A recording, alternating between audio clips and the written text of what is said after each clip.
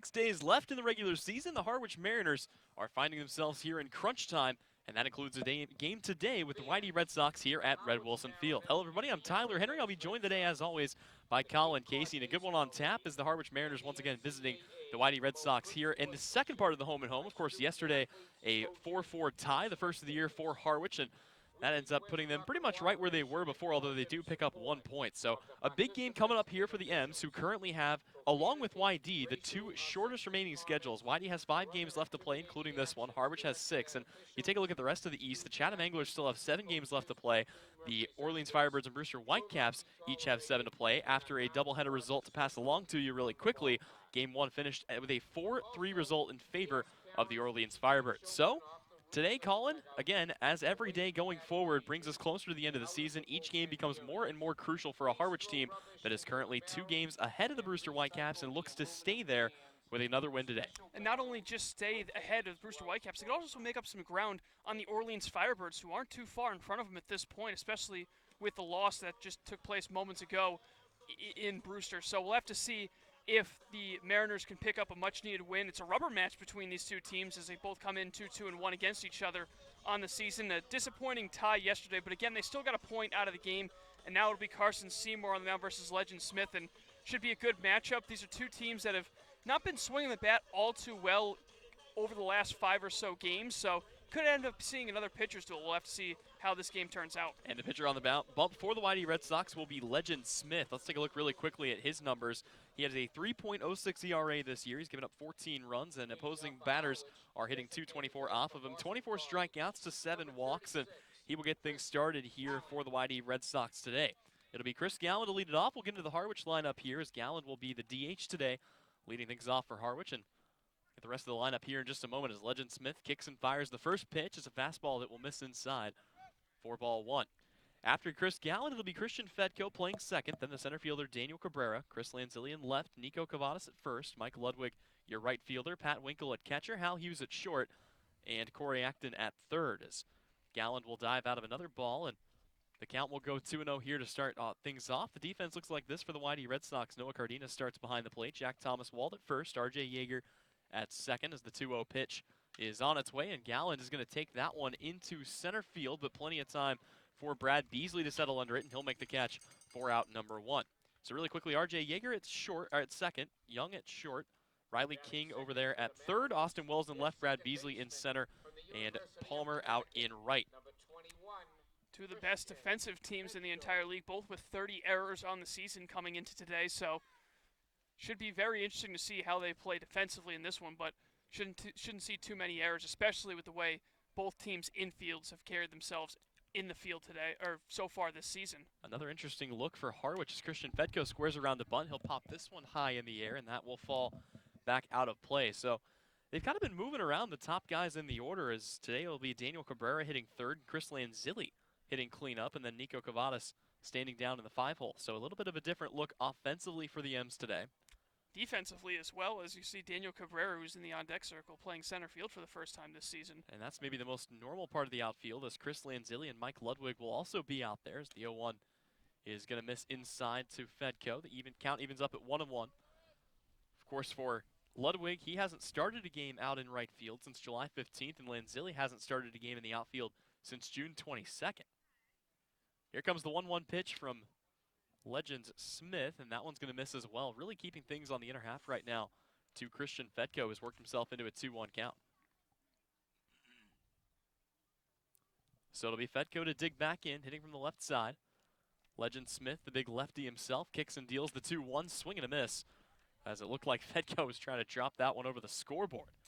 Yeah, Smith this season 1-1 with a 5.06 ERA, but don't know if the ERA is truly indicative of how well he's pitched this season. Opponents just hitting 224 against him this year. And he's been doing a lot better over the course of his last 3 games, as he will deliver the 2-2. Fedko is going to pop this one high in the air, and that one will once again get back out of play, back near the parking lot. So the count stays 2-2 here on Christian Fedko. He's found himself in the order more days than not, as it seems like he's been an everyday starter for the Harwich Mariners since the beginning of the season. And why not, with how well he's performed this season. So here comes another 2-2 pitch, and this time it's going to be taken out into left center field, taking about 10 steps to his left, and making the catch for out number 2 is Brad Beasley, who's already been pretty active out there. So here comes Daniel Cabrera, trying to get things started for the Mariners with 2 outs. And Colin, I feel like this is getting a little redundant, but this is where they've done their best work all season long. Yep, with 2 away, they've always had just a knack to get guys on base, and some of the guys who've done this 2-out damage are the current 3, 4, and 5 hitters. You saw Lanzilli had the 2-out RBI double yesterday, and Nico Cavadas had a number of home runs this season with 2 outs, and a lot of that's in large part due to this guy at the plate extending those innings. So Daniel Cabrera will take a first pitch strike on the inner half of the plate. So the count goes 0-1 here as Legend Smith looking for a quick 1-2-3 inning here to start the game. And this is a YD pitching staff that has been getting better and better as the season's gone on, but still the second worst team ERA in the league, as this one will be fouled away by Cabrera. And for Daniel Cabrera, it's just been about finding his way on base. He's done that better than almost anybody this year. A .385 on base percentage for him throughout the 2019 summer campaign. So whether it's been reaching on a walk or finding his way on with a hit, he has been phenomenal this season. But here he falls behind 0-2. Smith from the windup, the lefty fires, and that will miss high. Good layoff there by Daniel Cabrera. It was a nice bounce-back game against Harwich for YD yesterday in terms of bullpen. You saw Carlos Amelli struggled, but after that they got some big outs from Oscar Carvajal and Jacob Winger. Here comes the 1-2 to Cabrera. He will pop this one foul. And yeah, it really seemed like a game that Harwich had in hand at multiple different times. I mean, the 3-run home run certainly didn't help their cause, but they had a couple of good situations with the bases loaded and nobody out in the 7th, and then a runner on second, who was Daniel Cabrera, standing at the plate now with nobody out in the 9th. But still a tie, still a point, and Cabrera will swing through this one, a breaking ball low for the 3rd out of the inning. A 1-2-3 for YD to start the game. We go to the bottom of the 1st. It'll be YD up to bat when we come back here on the Harwich Mariners Radio Network.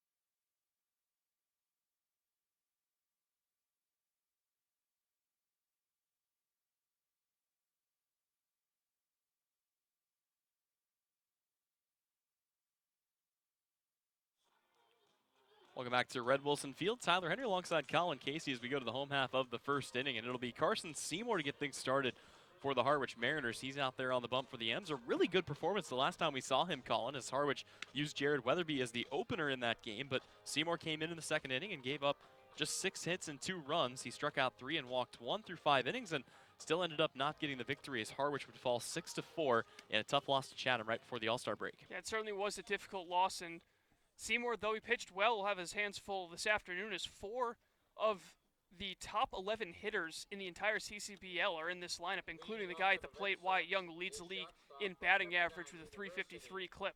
They have the most top-heavy lineup in the entire league, but the top of the lineup can topple pretty much any pitching staff if they get the bats hot during the right time. So it'll be Wyatt Young, followed by Brad Beasley and Austin Wells, then Jack Thomas Wall, then Jake Palmer, Riley King, Carson Taylor, Noah Cardenas, and R.J. Yeager. First pitch to Young. He's swinging. He'll take it up the middle. Hal Hughes comes across, makes a good throw to first, and it's going to be in time as he scooped it up right in front of the second base bag and fires on to first for the 1st out of the inning. There was a hit like that earlier in the game yesterday for Wyatt Young, who had a pair of hits, including the game-tying single in the top of the 9th, but one of them he was able to nudge it up the middle. That time, Hal Hughes was waiting for it, and he made a play to his left to retire Young for the 1st out of the 1st inning. So as Brad Beasley comes up to the plate, let's set the Harwich defense. It'll be Pat Winkle behind home plate, Nico Cavadas at first, Christian Fetko at second as this pitch is chopped foul down the 3rd baseline. Hal Hughes gets the start at short, Corey Acton at 3rd, Chris Lanzilli in left, Daniel Cabrera in center, and Mike Ludwig in right. And Colin, I mentioned it earlier, but Chris Lanzilli has not started a game in the outfield since June 22nd, and that was around the time that guys like Dylan Noisy, Max Marshock, and even Jacob Hurtubise started showing up, as the 0-1 is going to miss high for a ball. Yeah, it'll be interesting to see if there's any rust playing that left field position. The same really goes for Mike Ludwig, who hasn't seen a ton of action in the field this season. Carson Seymour working with 2 pitches, a fastball and a curveball, and there's the heater as he blows that one right by Brad Beasley. So for as formidable as this top part of the order is, Colin, they didn't have the greatest of days yesterday. The top 4 guys, or top 3 guys I should say, only picking up a pair of hits, and those both belonged to Wyatt Young, but one of those hits prevented Harwich from coming away the victors as a curveball misses inside for ball 2. And all 4 runs in that game coming from guys 6 through 9, including the big 3-run home run from Carson Taylor, who earned himself back in the order today. Yep, Taylor back in there along with plenty of other guys. This one's going to be called strike 3 on the outer half. An excellent fastball by Carson Seymour, and that's the second out of the inning. Brad Beasley goes down looking. Yeah, good spot from Seymour getting on the outside corner. A bit of a delayed call from the home plate umpire, but picks up the first strikeout. Now he's going to try to make it a 1-2-3 inning to begin his outing against the YD Red Sox. So here comes Austin Wells. You'll feel this lineup is very familiar to yesterday's. The top 4 guys in the exact same spots, and then Riley King, Jake Palmer, and Carson Taylor also in there for a second consecutive day. As the first pitch here is a fastball high from Seymour. Austin Wells sitting at 307 on the year, good enough for 9th in the CCBL. 7 homers, 24 runs driven in. And 3 All-Stars to start things off here for the YD Red Sox, as this one is going to be hit a ton out to deep left field. Lanzilli tracks it back, and it's going to get down in front of the wall near the foul pole. Lanzilli will throw it in, but it's going to be a stand-up double for Austin Wells with 2 away here in the first. Well, yesterday we didn't exactly see what Austin Wells has been doing to Harwich all season long, as he went 0 for 4 with a strikeout. But game before that, he had a huge game at White House Field, including a home run, and that time he showed off the power, ripping one the other way down the line for a 2-out double. And speaking of guys who have done things to Harwich, here comes Jack Thomas Wald, who yesterday was able to reach on an infield bunt single, actually, yes, on an infield bunt single back in the 8th, and had a double back in the 6th. The last time before that these two met, he had the decisive 3-run home run against Harwich, as he will swing wildly at the first pitch, a curveball from Carson Seymour, who gets ahead of him 0-1. And that was pretty much the identical swing at the pitch that Joe Boyle threw the last time that we were here at Red Wilson Field. Unfortunately for Boyle, Wald was sitting on the fastball, and he connected on it and deposited over the right field fence, giving YD the lead and the win. Here comes the 0-1. Once again, it's a curveball, and Thomas Wald sitting on a fastball again. He'll swing through that. So Seymour is way out ahead here. 0-2 count. Looking for another strikeout here. Trying to get out of this inning unscathed. Runner on second with 2 away here in the home half of the first. We're still knotted up at 0 from Red Wilson Field as Carson Seymour comes to the belt, kicks and deals.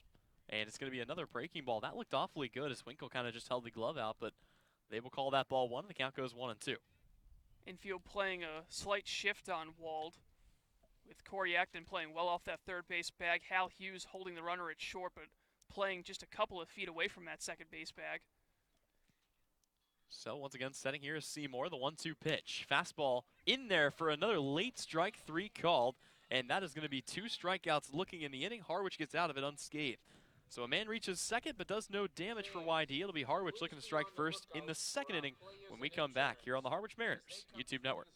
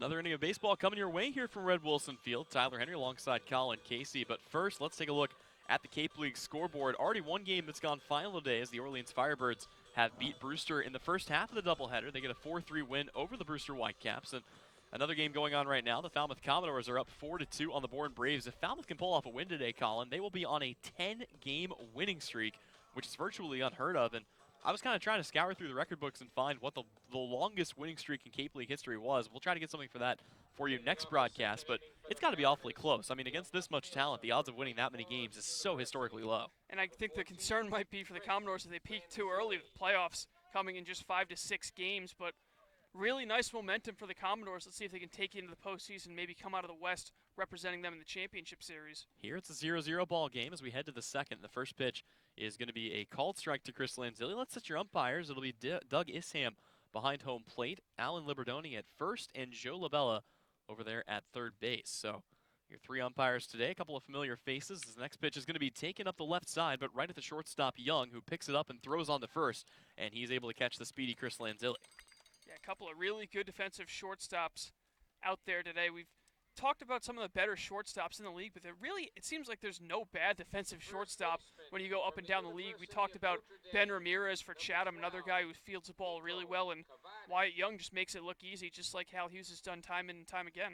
A couple of really good defensive teams. As you mentioned, these two teams top in the league in fielding percentages. The first pitch to Nico Cavadas is a fastball that will miss outside. And tell you what, Nico's been one of the best players for this team all season long, but it's been a bit of a rough stretch lately as he's hit just 172 over the course of his last 10 games. So looking to get back to his prime form. And again, I mean, it seemed like he was just hitting the cover off of every single baseball he saw, and then the All-Star break, a couple of days off, may have cooled him off a bit as he will take this one up the right side. That'll be picked up by Yeager, who takes a couple steps to his left, and the second baseman will throw to first in time for the second out of the inning. Of course, yesterday was a rough day for Cavadas, going 0 for 5 with 4 strikeouts, and the one time he did put the ball in play, it was a line drive right at Jack Thomas Wald at first, who made the catch and tagged first for an inning-ending double play. So a bit of a rough stretch for Cavadas, but hopefully he gets it out of the way now and ends up coming up big in the playoffs for the Harwich Mariners should they make it. Yeah, not a whole lot he could have done there, but yeah, just definitely a tough day. It seemed like the ball not flying off the bat the way it typically does. First pitch on its way to Mike Ludwig, and he will watch that in there for a strike. And for one of the guys that maybe hasn't seen YD as well, to a guy who's been killing them this year, Mike Ludwig is hitting a cool .500 against the YD Red Sox this year. Pretty small sample size, but he's in the lineup and will foul this pitch away to fall behind 0-2. Some pretty good breaking stuff so far from Legend Smith. With all these lefties coming up, it seems like he keeps giving him front door curveballs and haven't been able to pick it up very well. He's got an 0-2 count now on Ludwig, and let's see if he goes back to the curveball to try putting him away. Couple of options for Legend Smith with an 0-2. He will throw a pitch that misses wildly high, and the count will go 1-2 here. So trying to get Harwich to chase, nothing doing there, and it'll be a 1-2 count here on Mike Ludwig.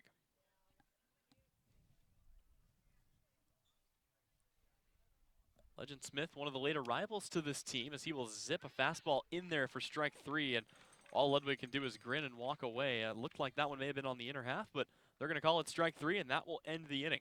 So another 1-2-3 for Legend Smith. We go to the home half of the second, still tied up 0-0 when we come back here on the Harwich Mariners Radio Network.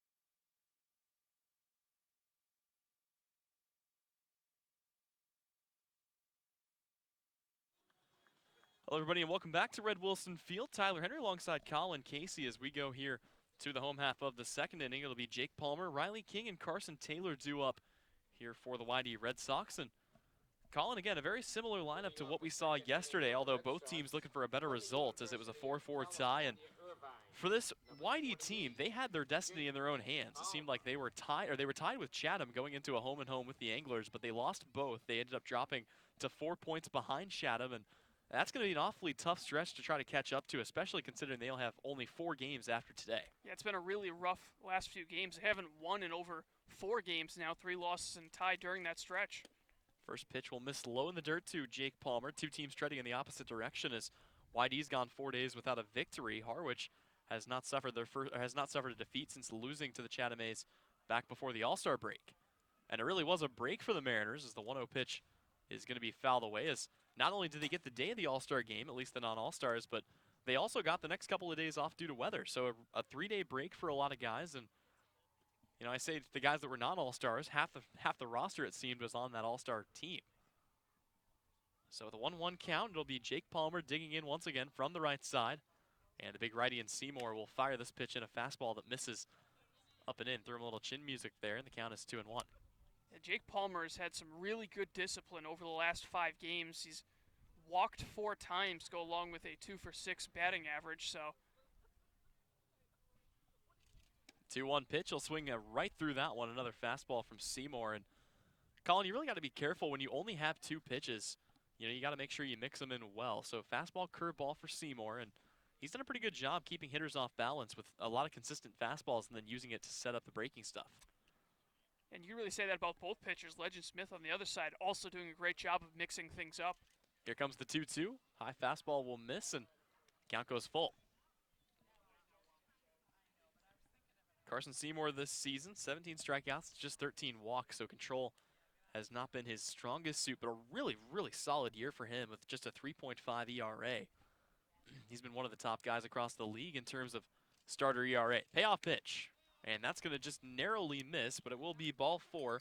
A no-out walk issued here to Jake Palmer, and YD's in business here with Riley King coming up, nobody out, and a runner on first. Yeah, but another great job of working the count by Jake Palmer. He drew a huge walk in the 9th inning with 1 away that would ultimately end up being the tying run when Wyatt Young singled to right field. So Jake Palmer's been kind of a table setter down there, the middle of the lineup, and let's see if Riley King can help move him up and perhaps bring home the first YD run of the ball game. King yesterday got things started for the YD Red Sox as he was able to break up what was a no-hitter at the time in the 5th inning, and then it just kind of spiraled from there as Jake Palmer, or actually Riley King started it off.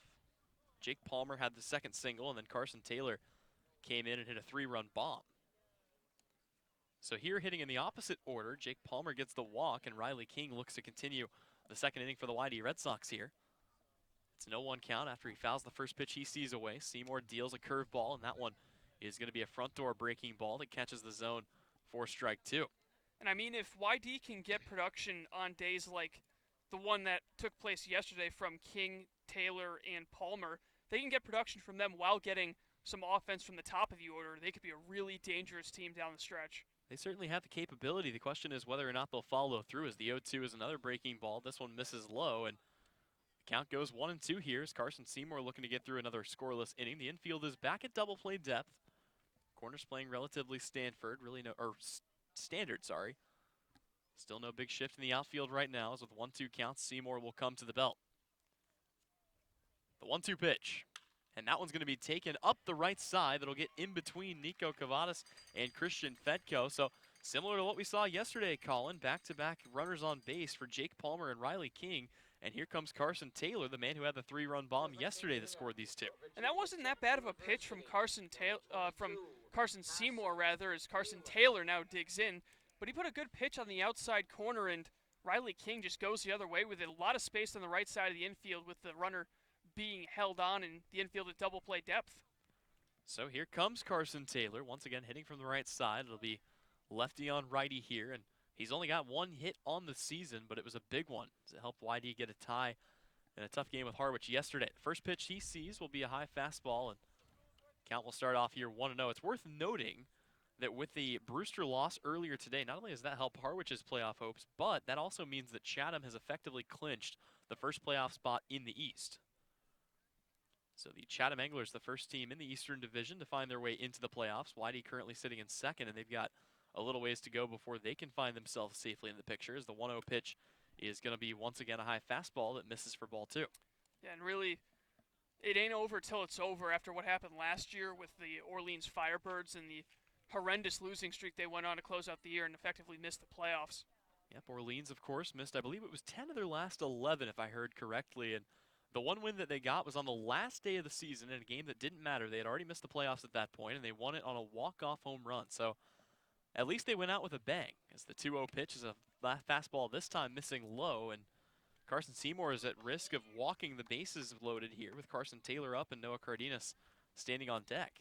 And the last time that Taylor was at the plate with Jake Palmer and Riley King on base, he put one over the right field wall, so it's got a hitter's count now. Wouldn't be surprised if the take sign was on here. Taylor probably going to leave the bat on the shoulder. The 3-0 is a fastball.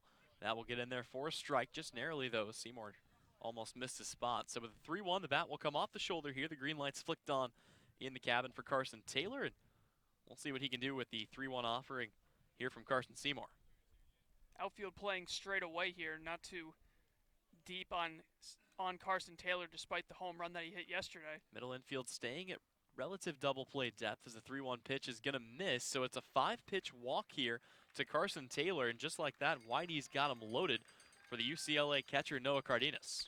Yeah, and I mean, a lot of this is, of course, with Carson Seymour struggling to find the plate as Coach Jeff Neiman goes out to talk with his pitcher, but there have been a lot of tough takes in this inning by YD. They've just done a good job of being patient at the dish, and they have now loaded the bases, and even though it's the 8, 9, and 1 hitters, we know that the bottom of the lineup can sometimes do damage as it did yesterday, Tyler. And this is what I talked about, too, with the control issues kind of Carson Seymour this year, is he has walked 13 batters. That's the most on the team, and he's the only guy in that category that is a starting pitcher, as the other two guys with 11 walks are both relievers. So that's kind of been the one flaw in his game, and you wonder whether or not Scott Pickler told his guys, just wait there until you get a good pitch to hit, because that seems to be the one thing he's been off with. But again, he's looked phenomenal this season. You take a look at all the other metrics.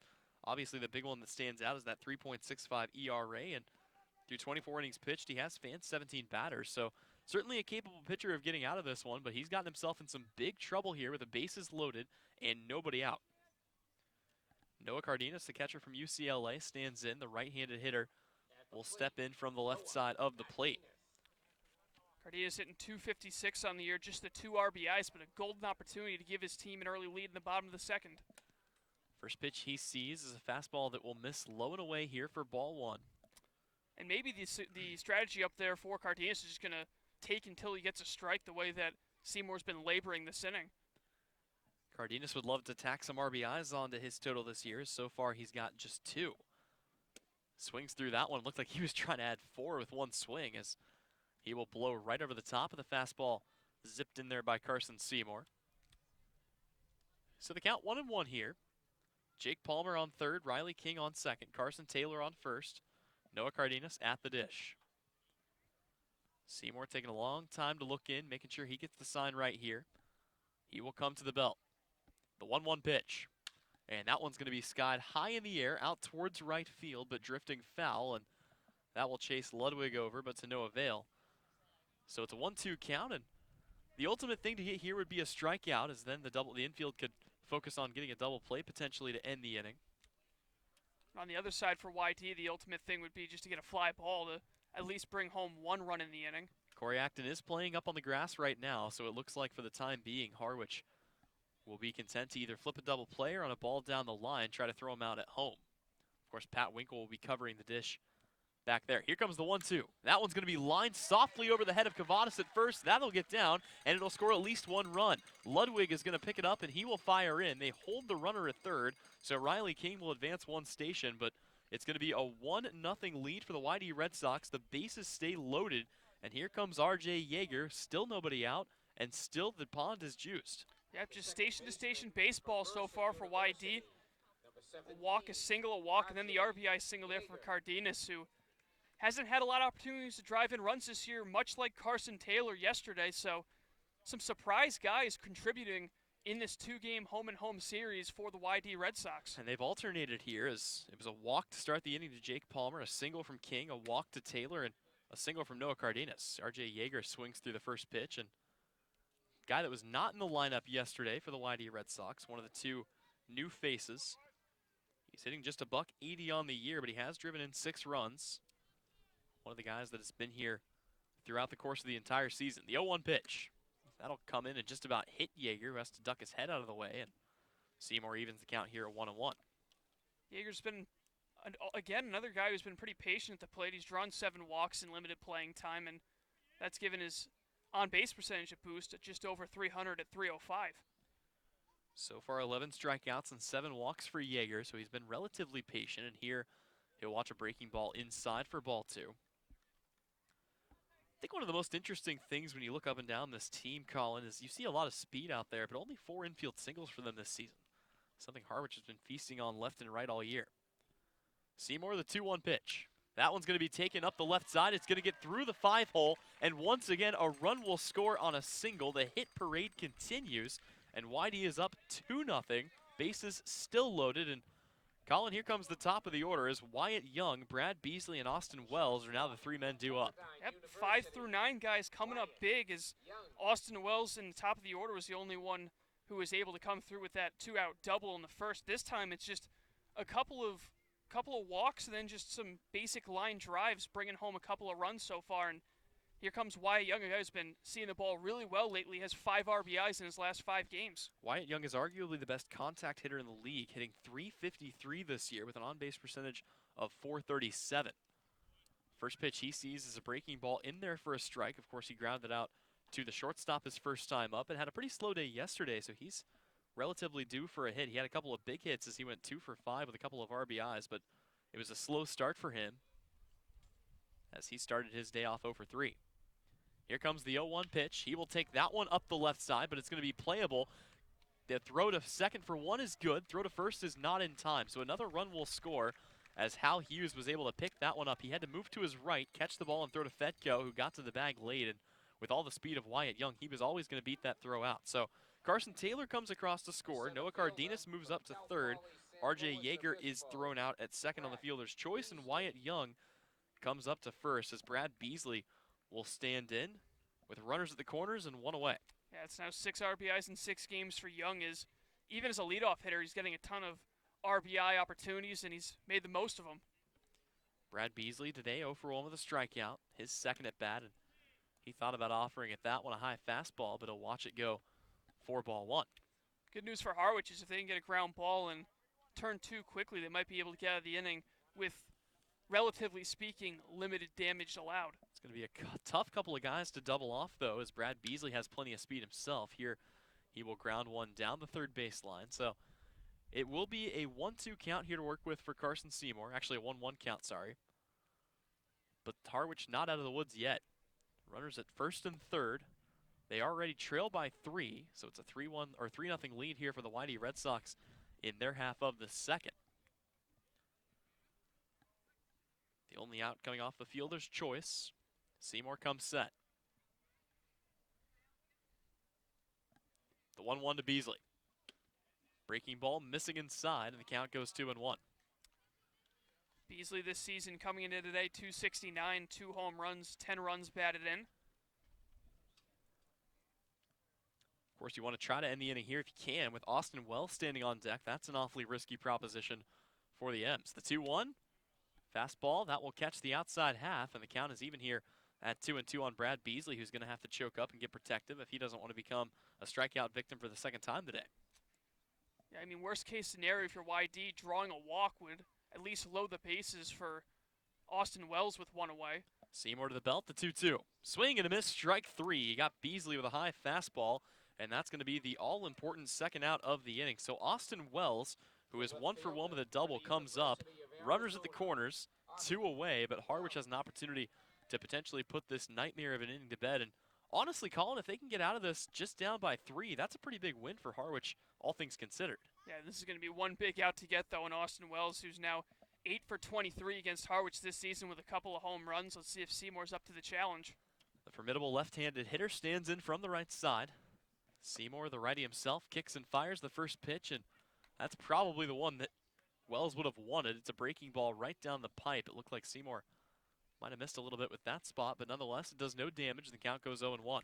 Yeah, luckily it looked like Wells was waiting for a fastball. So Wells stands back in. We'll see what he's waiting on this time as Seymour kicks and deals. Big swing and a miss and another breaking ball, but this one bites down. A lot of good movement there by Seymour, and he took that pitch into the dirt. Count is now 0-2. And the big Achilles heel with Austin Wells is a strikeout. He's done so 42 times this season. So certainly has been a strikeout victim a number of times this year, including a couple against Harwich on the year. With an 0-2 count, he's down to his final strike. Here comes the pitch.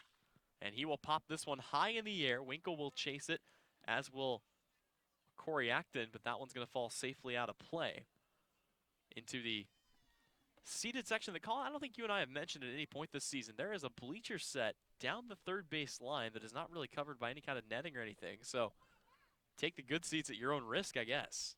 Yeah, sharply hit ball coming off of a lefty's bat could really come up and get someone up near the face. So again, sit at your own risk, I guess. Wells digs in the 0-2. That one's going to be taken softly left. It's got a chance to get down in fair territory, and it will just down the line. Lanzilli picks it up, and it's going to be a stand-up double for the second time today for Austin Wells. It will score a run, and it's now a 4-0 YD lead. With Jack Thomas Wald coming to the plate, the YD Red Sox have now batted around the order. And I mean, if you're Carson Seymour, you just got to tip your cap to Austin Wells on that pitch. That thing was below the knees, towards the outside part of the plate, and he just goes the other way with it once again and is able to just slice it down the left field line for 2 bases. And that's just why he's one of the best hitters in the entire league, just being able to hit the tough pitchers' pitches. 4 of the last 5 hitters have found a way to get an RBI. And now Jack Thomas Wald, who is also 0 for 1 today with a strikeout, comes up with a chance to drive a few more in. First pitch to him. That one's going to miss outside, and the count goes 1-0. No action in the bullpen yet for Harwich, so they're looking to get a couple more innings out of Seymour, but he's really got to bear down now. Here comes the 1-0 pitch. That one will be chopped weakly. Coming in is Fedko. It's going to be close at first. He gets it out of his glove, and it's going to get past Cavadas. That'll plate 2 as it rolls out of play. And oh boy, the nightmare of an inning just went from bad to worse as Harwich will concede 2 runs. Fedko tried to rush the throw and make a play to Cavadas, and there was just none to be made. Probably should have just eaten that ball, but in the heat of the moment, got to try to get the out, and that's going to score another pair of runs here for the YD Red Sox. Yeah, it's going to be a single and an error for Jack Thomas Waldes. It would have been a bang-bang play even if Fedko made a good throw, so he's going to get credit with the 1 RBI, but the other run going to be unearned coming in due to the throwing error. And now another runner in scoring position. Danger is still not passed, and Jake Palmer will get an opportunity after he started the inning with a walk. Yep, Palmer was the one who got all of this started. You mentioned the walk to lead things off, and YD just never looked back. Brad Beasley, the only man who didn't find his way on base, as all 9 players have hit here for the YD Red Sox. So here comes the 1-0 pitch, actually the first pitch I should say, and that'll miss low and inside to make it a 1-0 count on Jake Palmer. The one saving grace, I guess you could say, is that the Brewster Whitecaps did lose in game 1 of their doubleheader with the Orleans Firebirds, but Harwich really going to want to put some distance between themselves and Brewster if they can, as the next pitch is a fastball that will miss inside to make it a 2-0 count. And you mentioned the Brewster Whitecaps. They came back down from an 11-0 deficit, so still very early in this ball game if Harwich can get out of this inning and get the bats going. Cam Tringali for the Brewster Whitecaps has walked 3 runners in the first inning of game 2, including one that walked with the bases loaded. So it's a 1-0 Orleans lead. Brewster doesn't seem much more interested in winning today as they are down early here to the Orleans Firebirds. And they'll still have a game in hand on Harwich after today. That game being made up, I believe, on August 1st. And more importantly, it's with a Bourne Braves team that has literally nothing to play with from this, or play for from this point on in the season. If they win out, they get the 4 seed. If they lose out, they get the 4 seed. As this one is fouled away by Jake Palmer. The count is going to be 2-2 here. And you really, the worst thing that can happen is if Brewster goes into that game needing just a win or a tie in order to pass Harwich in the standings. Harwich will not play that day. And You get the feeling Bourne might just be resting up all their starters to make that playoff push. Yeah, something tells me Nick Demkowski won't be starting that game. Probably not. So with a 2-1 count, Carson Seymour comes set. Here comes the pitch. And that's a breaking ball that just misses low and inside. Count goes 3-1 here.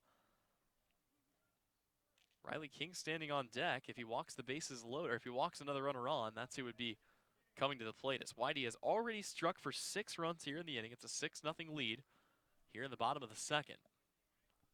Jake Palmer getting a second at bat of the inning here. Carson Seymour comes set, the payoff pitch. That one swung on and taken out into shallow left field, but plenty of time for Lanzilli to get under it.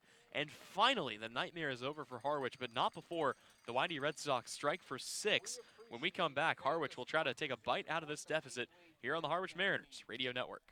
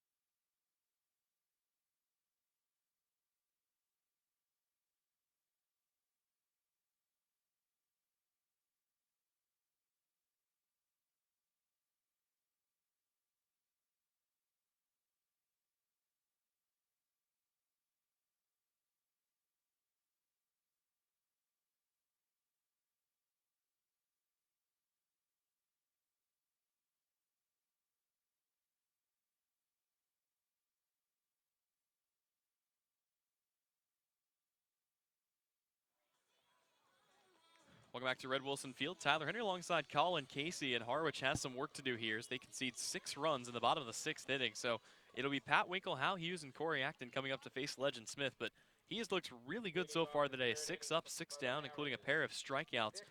So the bottom of the order going to have to get something started for Harwich right here. Yep, and they did some decent damage yesterday, scoring 3 of the 4 runs for Harwich.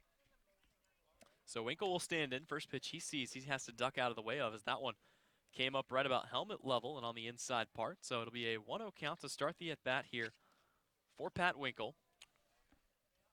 Hitting in what seems like a rare situation for him with nobody in scoring position as he swings on this one and takes it out into deep right field. That is back to the wall, and it's going to be gone. Solo shot here for Patrick Winkle gives Harwich their first run of the day, and that will cut the deficit down to 5. Also his first home run of the year.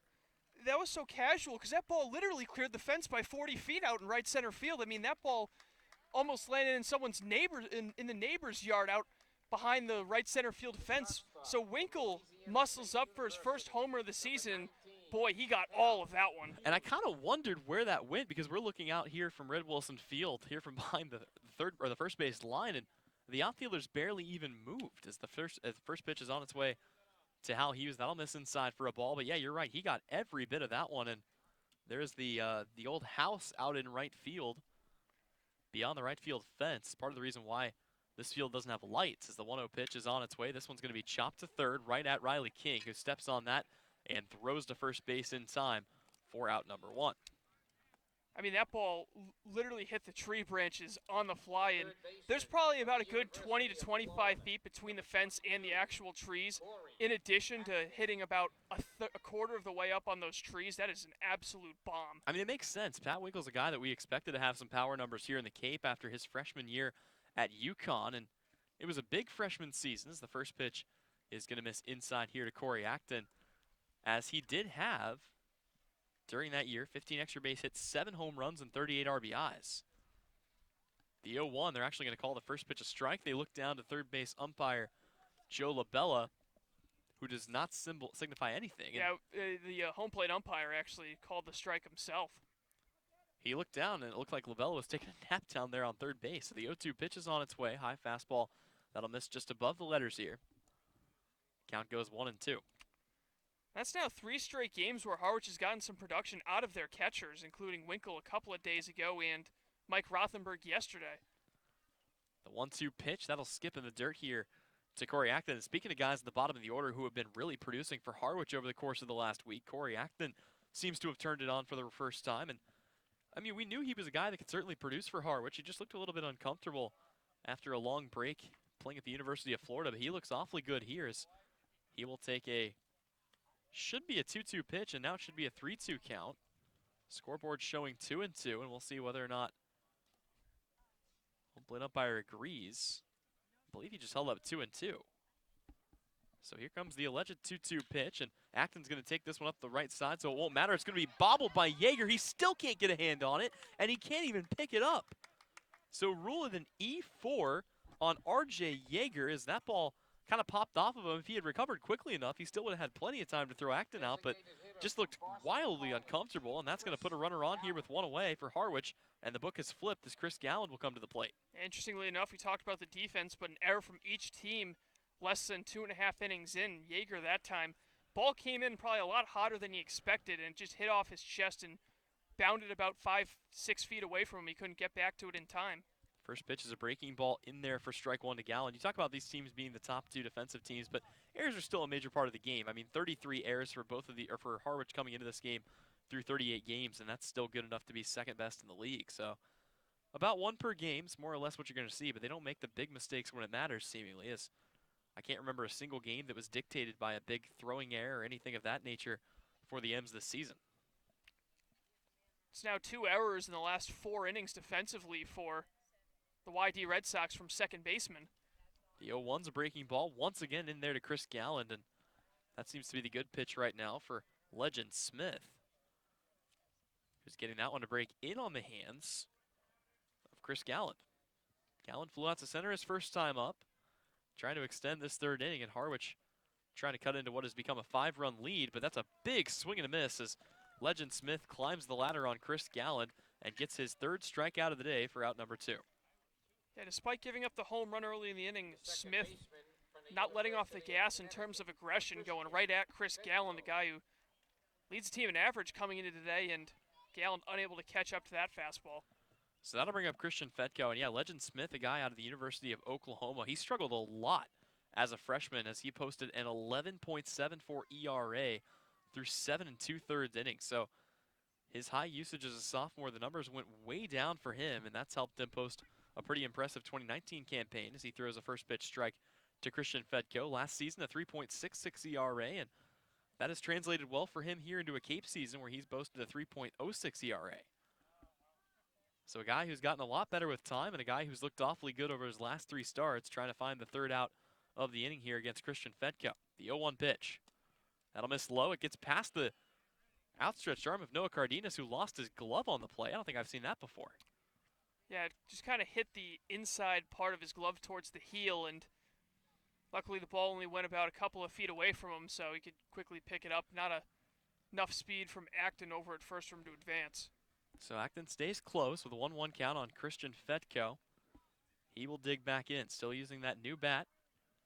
Pitch is on its way, and that one, they're going to say, catches the outside half. Another breaking ball that breaks from the outside in, and it's a 1-2 count on Fetko. Fetko this season has really seen the ball well against left-handed pitching. Coming into yesterday, sitting .355 against lefties this year. He'll have to hit well again as he's already 0 for 1 today against Legend Smith. Here comes maybe. And Smith will step off the rubber. He took a long look over at first on Acton before glancing back home, and before he could deliver the pitch, Fetko was granted time. And Acton, a guy with a lot of speed, but not a guy that has been too aggressive when it comes to stealing bases this year. The 2-1, that one's going to be taken up the right side, and it gets through the 4-hole, and digging for third is the aforementioned Acton. They'll throw it in, it's cut off quickly, and Harwich is in business here with runners at the corners, and 2 away for Daniel Cabrera, courtesy of a Christian Fetko single here in the third. Yeah, that single from Fetko was very reminiscent of the single last inning by Riley King going the other way with a ton of space on the right side of the infield with the runner being held on. He's able to find a gap, and now that'll give Daniel Cabrera, another guy who hits lefties pretty well, a chance with 2 away in the inning. Cabrera's 4th on the team in RBIs. He has 11 this season, and He's looking for a few more big ones here. These are the opportunities that Harwich has had all season long, and it seems like in the games where they've capitalized, they've been able to find ways to come away victorious. They still have a long way to go here, though, trailing by 5. Runners at the corners with 2 away. Legend Smith looking to get out of the inning with just the 1 run given up, and the first pitch is a front door curveball to Daniel Cabrera in there for strike 1. And we know the offense that YD has. The big question for them certainly is going to be pitching. I mean, they just lost Jack Leftwich, who pitched his final game earlier this week, and now you got to wonder, do they have enough starting pitching to get them over the top and into the championship game? A 1 pitch. That one's going to be taken over the head of Wyatt Young at second, and that's going to plate at least 1 run. Fedko comes across, and he will hold up at third. It's a stand-up RBI double for Daniel Cabrera, and Harwich has cut the lead to 4. 6-4 our score here in the third. Yep, just great piece of opposite field hitting. Much of what we saw from Austin Wells in the top half. Cabrera just kind of loops that one over the shortstop Wyatt Young's head into left center field, and he picks up another double on the year. So here comes Chris Lanzilli. He will bat once again from the right side, or from the left side, rather. So Lanzilli digs in, 2 runners in scoring position, and a big-time chance here for the Harwich Mariners. One of the hottest hitters on their team over the last 10 games, hitting .292. .385 over the course of his last 5. The first pitch is in the dirt, a good block by Cardenas. And similar, Colin, to what we saw at Katuitt. It's just a chain link fence here. Nothing really to bounce the ball back off the backstop, so a pass ball would certainly plate at least a run. With a 1-0 count, Lanzilli digs in. 2 runners in scoring position with 2 away here in the third. The pitch. Fastball misses inside, and the count is 2-0 here. Tyler, with all the offense we've seen so far, I think it's a good thing that the start time ended up getting moved up 15 minutes. Certainly trying to get all the games in. The league has already passed 1 rule change for the rest of the years. There will be no extra innings from here on in. And as you mentioned, the game time bumped up 15 minutes. So we may need every bit of it as the 2-0 pitch is on its way. That one's going to be a fastball in there for a strike to Lanzilli. And the count goes 2-1 here on the Wake Forest product. Who, again, over the course of his last 5 games, he's hitting .385. He's got 3 RBIs and a home run in that time, including his first bomb of the entire season. That home run coming a couple of days ago. Nico Cavadas stands on deck. Here comes the 2-1 to Lanzilli. And he will take it up the left side. Once again, it's going to get past the outstretched arm of Wyatt Young. A 1 run comes across. They wave a second. It's going to be close. And it gets past Cardenas. 2-run score, and Lanzilli moves up to second. It was a good throw from left field as Austin Wells picked it up and fired it in, and it was going to be a close play. Christian Fedko scored easily. Cabrera came screaming home like a banshee, and the ball gets past Cardenas. Harwich has cut the lead to 2. 2 out hitting. Once again, Harwich Mariners getting it done. You had the Winkle homer to lead off the inning, and then with 2 away, it looked like they were only going to score 1, and all of a sudden, 3 more coming across, and just a great clutch hitting by Chris Lanzilli. He reached base 3 times yesterday, and he comes through with a big 2-run single. So here we go again. Nico Cavadas standing at the plate. It'll be lefty on lefty here. Cavadas represents the tying run, and he could certainly tie it up with 1 swing of the bat. First pitch he sees is low, and that'll chase Noah Cardenas out to have a word with Legend Smith. Yeah, it could be a bullpen kind of game for both teams, as starting pitching having a bit of tough times over the last couple half innings. This has turned into a big inning for the Harwich Mariners, who came into it after giving up 6 runs. But now it's a 6-4 game, and YD starting to shake their heads a little bit here as Harwich's 2-run magic has not run out yet. Cavadas, we talked about it. He's due for a big hit here. It's been a slow couple of days for him, looking to get back on track, and he stands in from the right side now. Runner on second, 2 away. Legend Smith from the belt. The pitch. That one's going to miss low, and the count is 2-0 here, as Smith seems no more interested in pitching to Nico Cavadas than I think most guys would be in his situation. Hey, Tyler, how come all the high offense games come at places with no lights? You know what? I wish I could answer that question. It seems like the highest scoring games we've seen this year have been either at Stony Brook, here, or Lowell Park in Katuitt. Here comes the 2-0. Cavadas sits on that pitch. It was a breaking ball that gets into the zone for strike 1. So the count 2-1 here on Nico Cavadas, the team leader in RBIs by a wide margin, the team leader in home runs, and he is actually tied for first place in the entire league with TJ Collette with 8 home runs this season. So another one here for Cavadas would bring him back into first place all by his lonesome. The 2-1. Another breaking ball, same spot, and Cavada sits on that as well. So the count goes 2-2. You get the feeling if there is a fastball thrown to Nico here, it's not going to be anywhere in the zone. But a couple of options to play with here for Legend Smith, who did retire Cavadas with a ground ball to the second baseman his first time up. Smith comes set. The 2-2 pitch. Cavadas rakes that one into right field. It's going to get down the line, and they're going to go ahead and wave the runner. He will score easily. It's an RBI single for Nico Cavadas, and the lead has been cut to 1. Mike Ludwig will come to the plate, and Harwich has now answered with an inning where they will bat around themselves. I mean, for the good of the Cape Cod Baseball League fans, I really hope these two teams face each other in the playoffs. It has just been an incredible season series between the Harwich Mariners and the YD Red Sox. They just don't go away against each other. Both teams, it's been a close game in pretty much every contest this year, and despite a 6-0 lead early for YD, it's been all but erased with 5 from Harwich here coming in the top of the third. So Mike Ludwig, who's 0 for 1 with a strikeout, comes up. He swings the first pitch he sees, and he'll foul that away. This is the closest Harwich has come all season to a big-time comeback. Is typically they've not won a single game where they've trailed by 2 or more runs, but they come screaming back here in the third inning, and they are just 1 run away from tying it up. Cavadas represents the tying run on first. Ludwig represents the go-ahead run at the plate, the 0-1 pitch. And that's going to be chopped, but right into the shift as R.J. Yeager will pick it up and fire to first in time for out number 3. But Harwich able to strike for 5 runs. They have come back and cut the deficit to 1. And when we come back, YD will try to get a few of those runs back in the offensive part, or the home half of the third, here on the Harwich Mariners Radio Network. Cape Destination.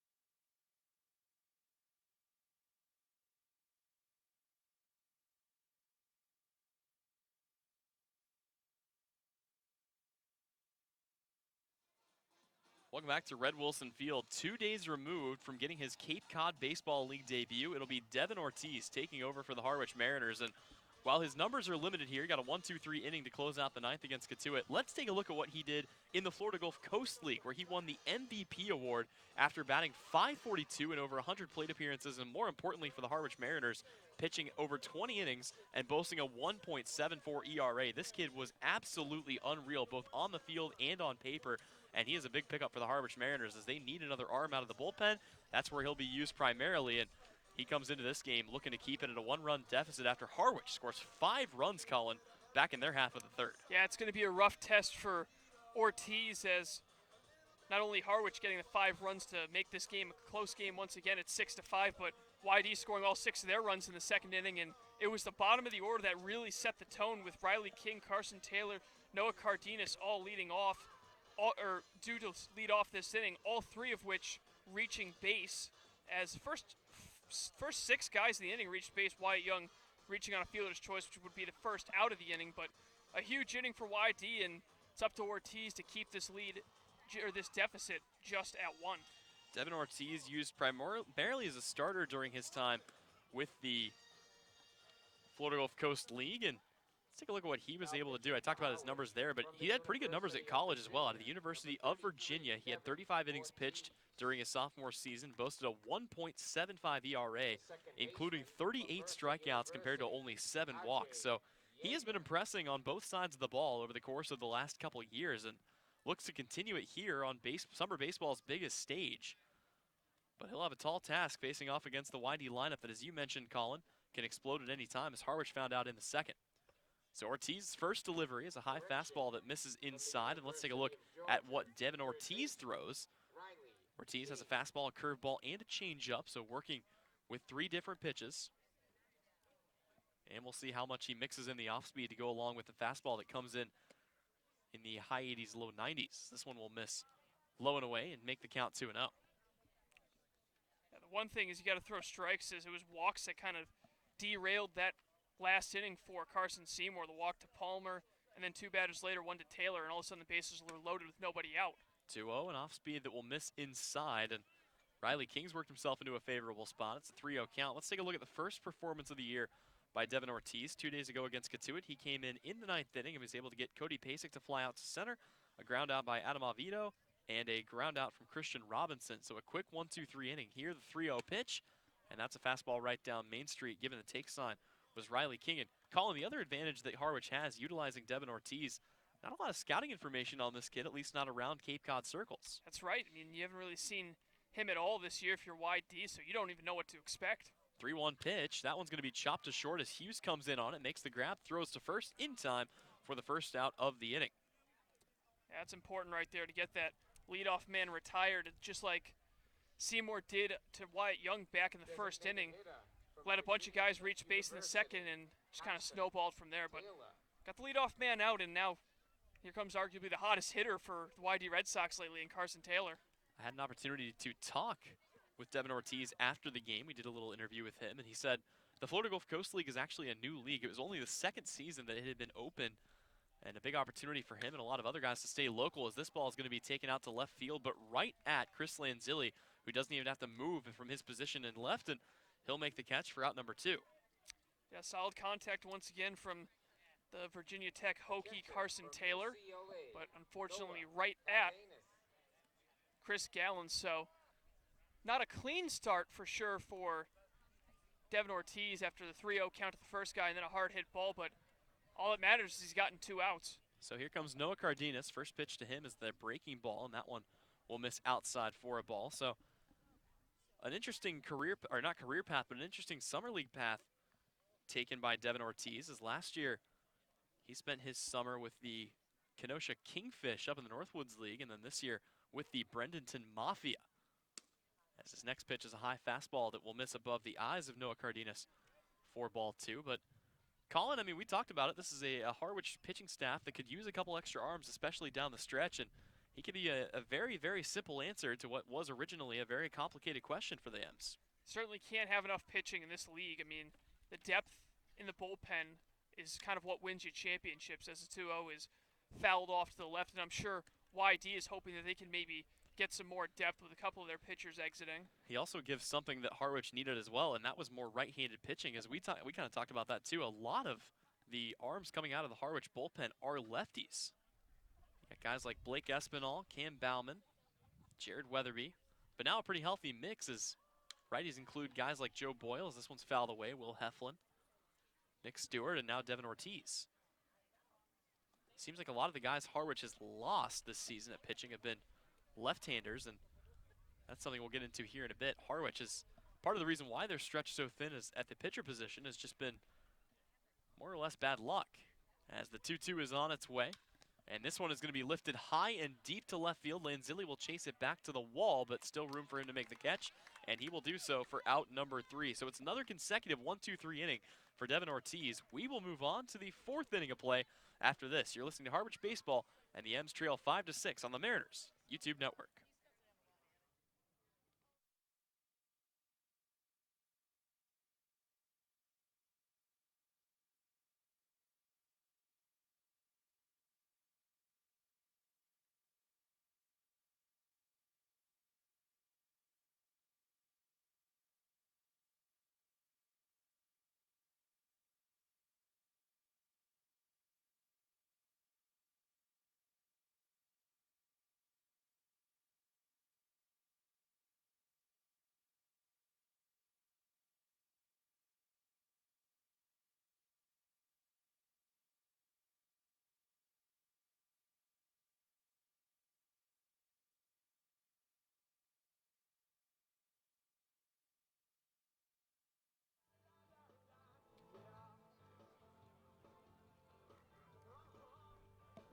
Top of the fourth inning from Yarmouth as the YD Red Sox still lead 6-5. That lead used to be 6-0 going into the top of the third inning before Harwich struck for 5 runs. Started off with a Pat Winkle solo home run, and Winkle will lead things off here in the fourth, once again looking to maybe tie the ball game with what would be his second home run of the season. And I'll tell you what, if this turns into a big game for Pat Winkle, look out, because again, we looked at his 2019 numbers and he was phenomenal at the University of Connecticut. So, you know, a big chance for him to kind of pick up some momentum here. One of the few guys that's still looking to build off of a little bit more of that. And really, Colin, I think you look top to bottom of this roster, there are only a few guys that are still struggling to hit, and you can count them on a couple of fingers. Pat Winkle. Yeah, Mike Rothenberg, of course, yesterday picking up a run in the tie, and just 2 games before that, Pat Winkle came around to score twice against Catuit, so that's a lot of runs being scored by catchers over the last few games, and Winkle swings at the first pitch, and it's a lazy fly ball out towards left center where it is played perfectly by Austin Wells for out number 1. Yeah, not a bad idea there after getting out ahead and really jumping on Legend Smith. He thought it may be another opportunity to jump on an early count, but it will be the first out of the inning here, and now it'll be Hal Hughes, who had an interesting spot yesterday hitting up in the 2-hole. He's been taken back down near the bottom of the lineup, and he will hit down in the 8 today. Had a couple of hits from the 2-hole and a 2-for-5 effort with a game-tying single in the bottom of the 7th. Go-ahead run would come in on a Joey Weimer hit by pitch. And first pitch from Smith is in at the knees to Hal Hughes for strike 1. Yeah, Hughes had a really, really big hit yesterday, as you mentioned, and Harwich did everything they could to try to come back in that game, but left a couple of really big opportunities on the base pass. Fortunately, they do come away with a tie and still pick up a win, or pick up a point. Breaking ball, that one's also in there for a strike, so Smith, a lot more in control this inning. He didn't walk anyone in the third, just got hit really hard. And he hasn't walked anyone in the entire game either, so control not a huge issue as the 0-2 is up and away for a ball, but it's just been the quality of those strikes that he's thrown, some of them of poor quality back in the top of the third. Well, what did you and I talk about before the game? We said the one big stat that jumped out to us was his opponent's batting average, which had been pretty good. So Harwich finding a way to get on base repeatedly against him, as many other teams have done this season, and Legend Smith looking now for another clean inning. Line drive out towards right field. That's going to get down for a base hit. Hal Hughes will take the turn. A very wide turn as Palmer guns it back into the infield. It's going to be a single for Hal Hughes as he continues to hit well at the plate.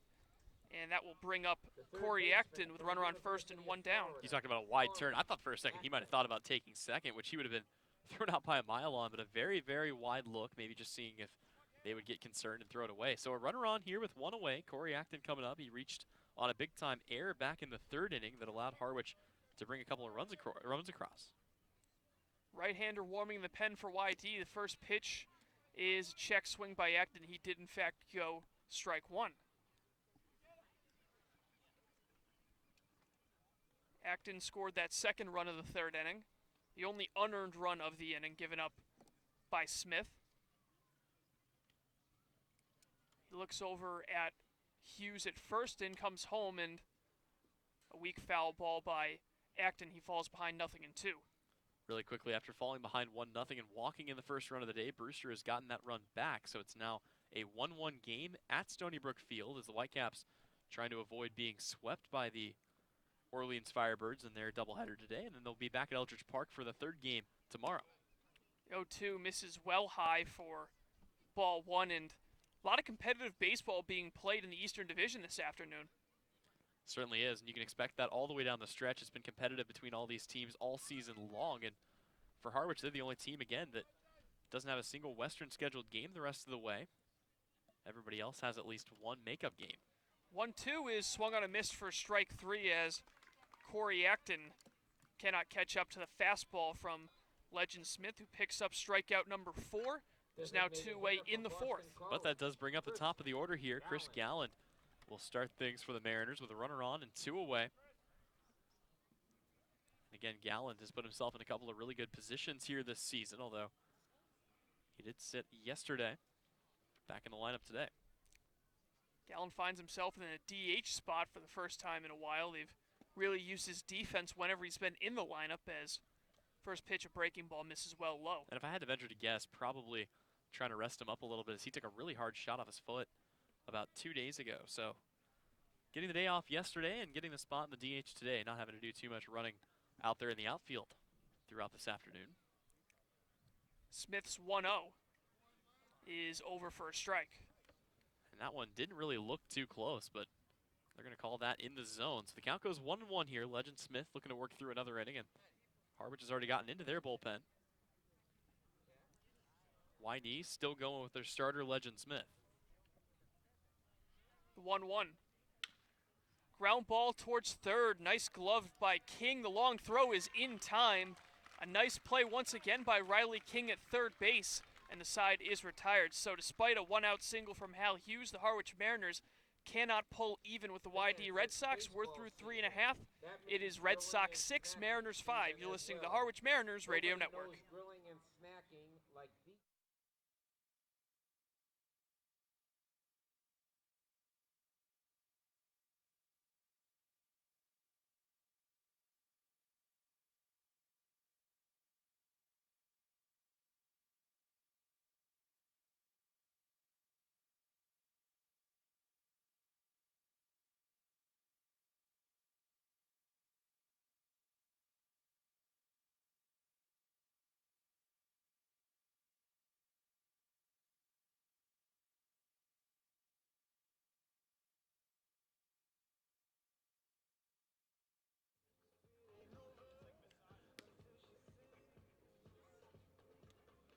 Devin Ortiz heads out for his second inning of work. He pitched a clean 1-2-3 third inning. A much-needed bounce-back inning for the Mariners after surrendering 6 runs in the bottom of the 6th. Tyler looked pretty good out there, locating the fastball after falling behind 3-0 to the first batter. He faced Riley King, but got a couple of outs. He hasn't been a big strikeout pitcher, but he's been able to generate relatively weak contact. Well, and that's the thing. I mean, so far he's seen 6 batters. He's retired 6 batters. So a guy who's going to be pitching to contact a lot. And you got to think, too, he's probably not trying to overpower a lot of these guys, as the talent hitting-wise in the Cape League is far superior to the Florida Gulf Coast League. So just trying to keep things careful here, and I don't blame him for that. So far it's been effective, and we'll see if he can continue that success, as he'll face R.J. Yeager first, and then the brutal gauntlet that is the top of the YD lineup. So in steps Yeager, the Mercer product. And first pitch to him is up and away for ball 1. Yeager, 6'3", 200 pounds, so on the taller side for a middle infielder. Righty comes into today hitting 180, but had a single back in the second, so that average to go up, and he's ahead in the count now, 2-0.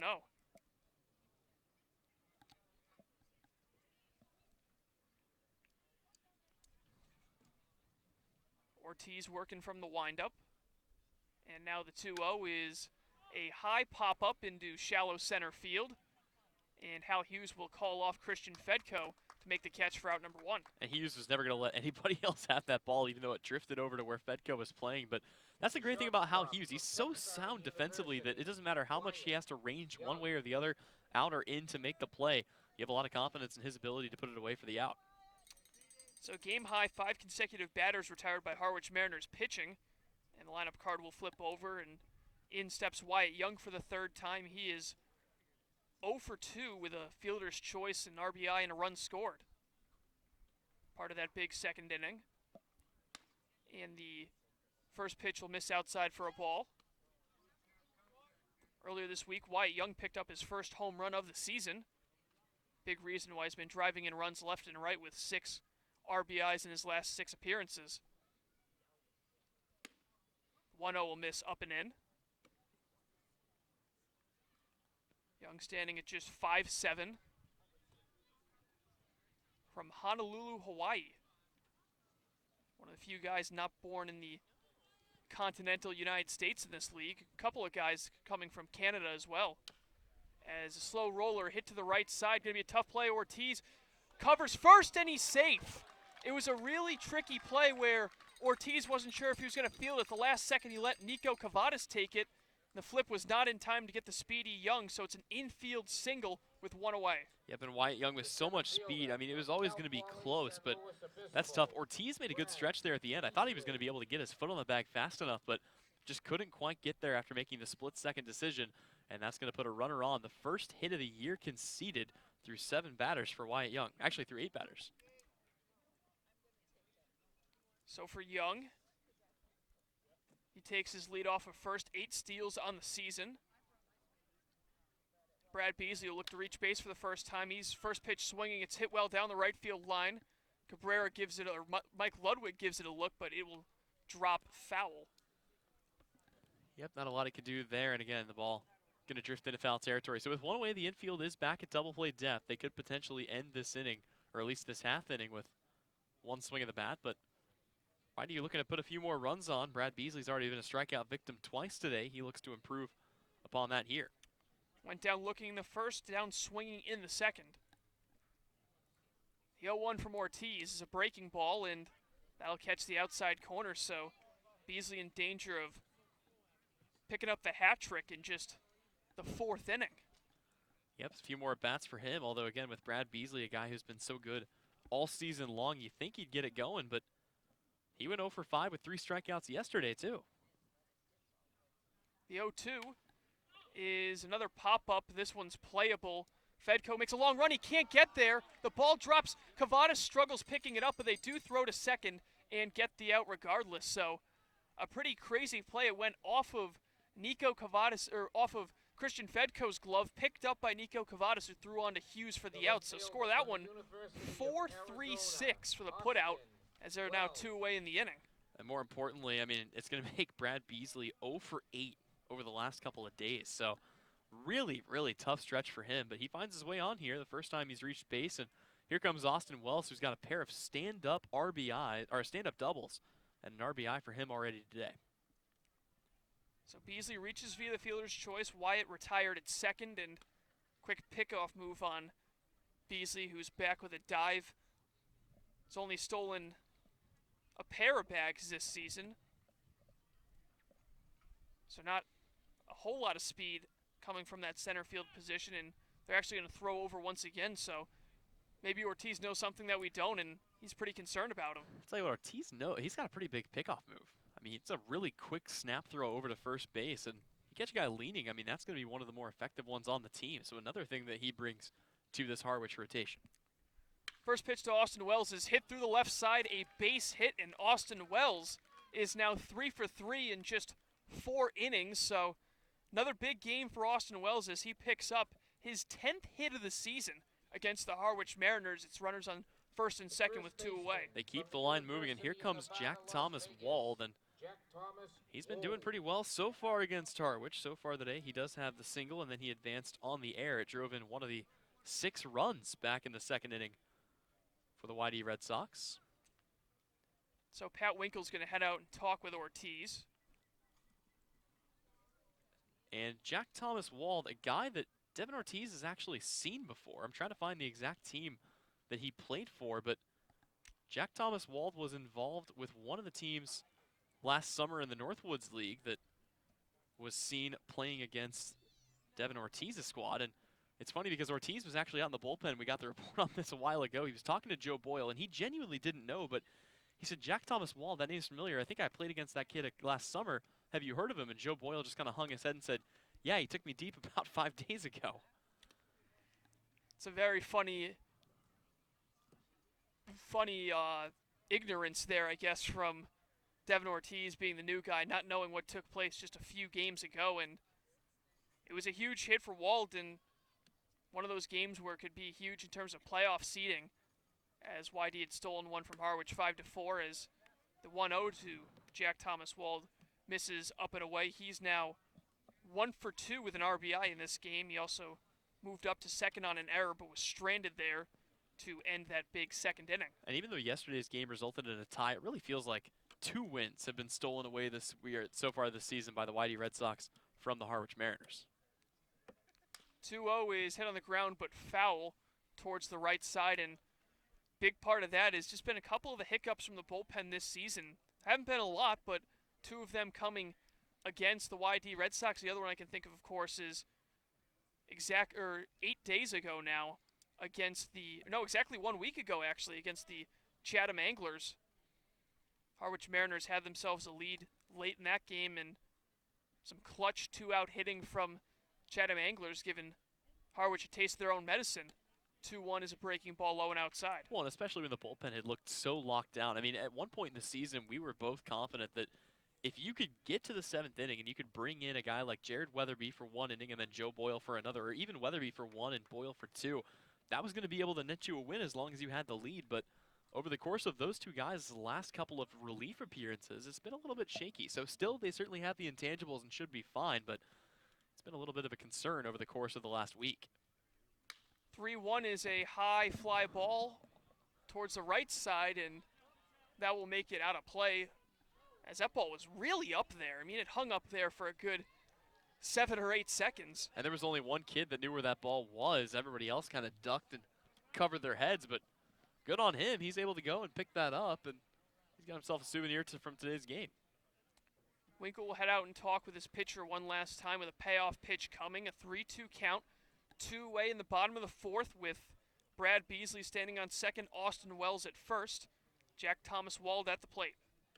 And the ever-dangerous Jake Palmer on deck. If it comes down to it, it'd be good to get in the inning here if he can find a way to get Wald. Ortiz comes set.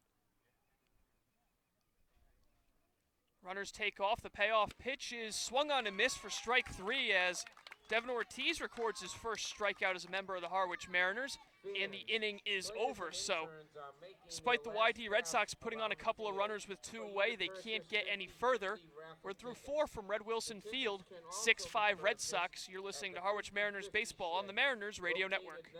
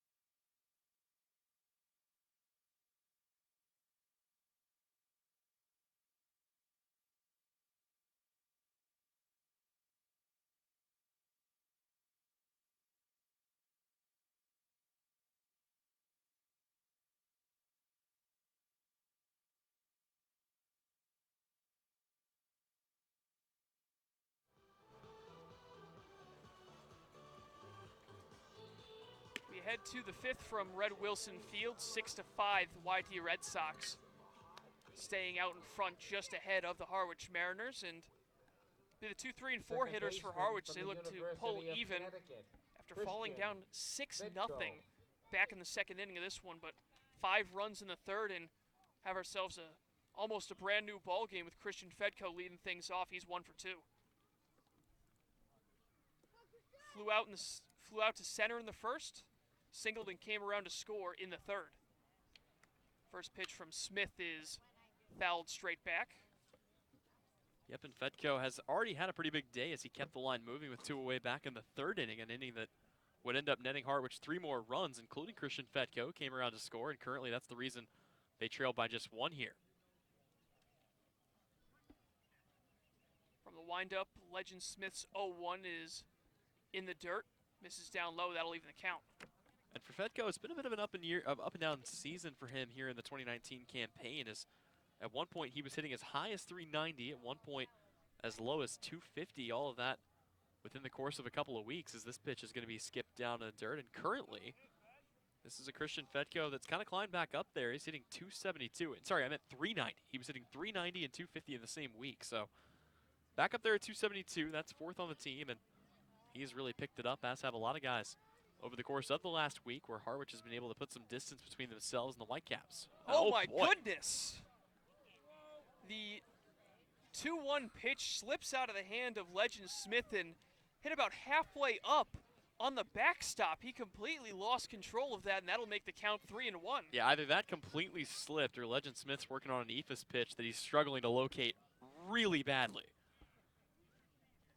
Haven't seen that yet this year. I think that's got to be the worst missed pitch we've seen. And the 3-1 is much more accurate as it's over for strike 2. The good news is sometimes when you see a ball miss that badly, you wonder if something might have happened to the arm, but it seems like he's all right.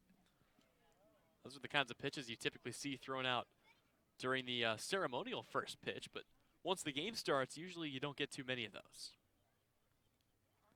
Payoff pitch is in the dirt for ball 4, so Fedko will head down to first. He represents the tying run. That pitch actually almost hit the camera that is sitting way up at the top of the backstop. And we were talking about, as Daniel Cabrera comes to the plate, we're talking about some of those bad pitches that come in pregame during the ceremonial first pitch. Do you remember the guy at Fenway Park who threw the one out that caught the cameraman? That guy was actually from Cape Cod. I got the story on this the other day from the guy that, and now I'm hearing from Matt Lucy, our producer, he actually got a hit off of that guy, or not got a hit off of, but he's from here in the Cape Cod league, or not league, but the Cape Cod area. Daniel Cabrera steps in. Fedko on first. The first pitch he sees is low and outside. A really cool story as well with him is he was actually one of the kids with the Jimmy Fund. He was a cancer survivor, so he had run the bases a few years prior during the 2007 World Series season. He had come back to throw out that ceremonial first pitch about 10 years later and didn't go exactly as planned, but got everyone a good laugh out of it as the 1-0 is swung on and missed for strike 1. And a correction, I was misreading the hand signal of our producer, Matt Lucy, who actually struck out against him. So not quite the heroic story that I thought we were going to get to tell, but one way or another, a great experience for him, even though it didn't go that well. Here's a 1-1 count on Daniel Cabrera. Harwich trying to get the one run that they trail by back. There's a swing and a miss for strike 2, so Cabrera 1 for 2. The double and a run scored in that big third inning. He actually doubled yesterday as part of a 3-hit performance from the 1 spot in the order. He moves back down to the 3-hole. Fedko on first. Legend Smith's 1-2 is on the outside corner for strike 3, and Cabrera exchanging a few words with the home plate umpire as he walks back to the dugout, and that'll be out number 1. It'll be strikeout number 5 on a from Legend Smith, and 2 of those have been via the looking variety, so certainly nothing different there, but it's interesting. We've seen a lot more looking strikeouts the last couple of days than we have swinging, and that's not typically something that you see, especially at this level. So here comes Chris Lanzilli. He has a 2 RBI double back in the 3rd inning. Other than that, he is 1 for 2. First pitch to him is a breaking ball and a good one from Smith as Lanzilli way out in front of it, 0-1. See whether or not Lanzilli's patience continues here, as he's been trying to stay just as aggressive as he has been all year, and that seems to be something that, you know, he's liked doing. Him, Pat Winkle, and Nico Cavadas, 3 of the most aggressive guys when it comes to just trying to drive everything that they see, but it hadn't been as fruitful as a back pick attempt would have been in time, but Fedko able to slide back in ahead of it as Noah Cardenas tries to go back the short way. Lanzilli, the only man in this game so far with multiple RBIs out of the 11 runs scored combined from both teams. That single bringing home 2 and bringing the game within 2 at the time. The 1-1. Line drive into center field. That's going to drop down in front of Beasley for a base hit. They're going to wave the runner, Fedko to third, and he is thrown out by a mile.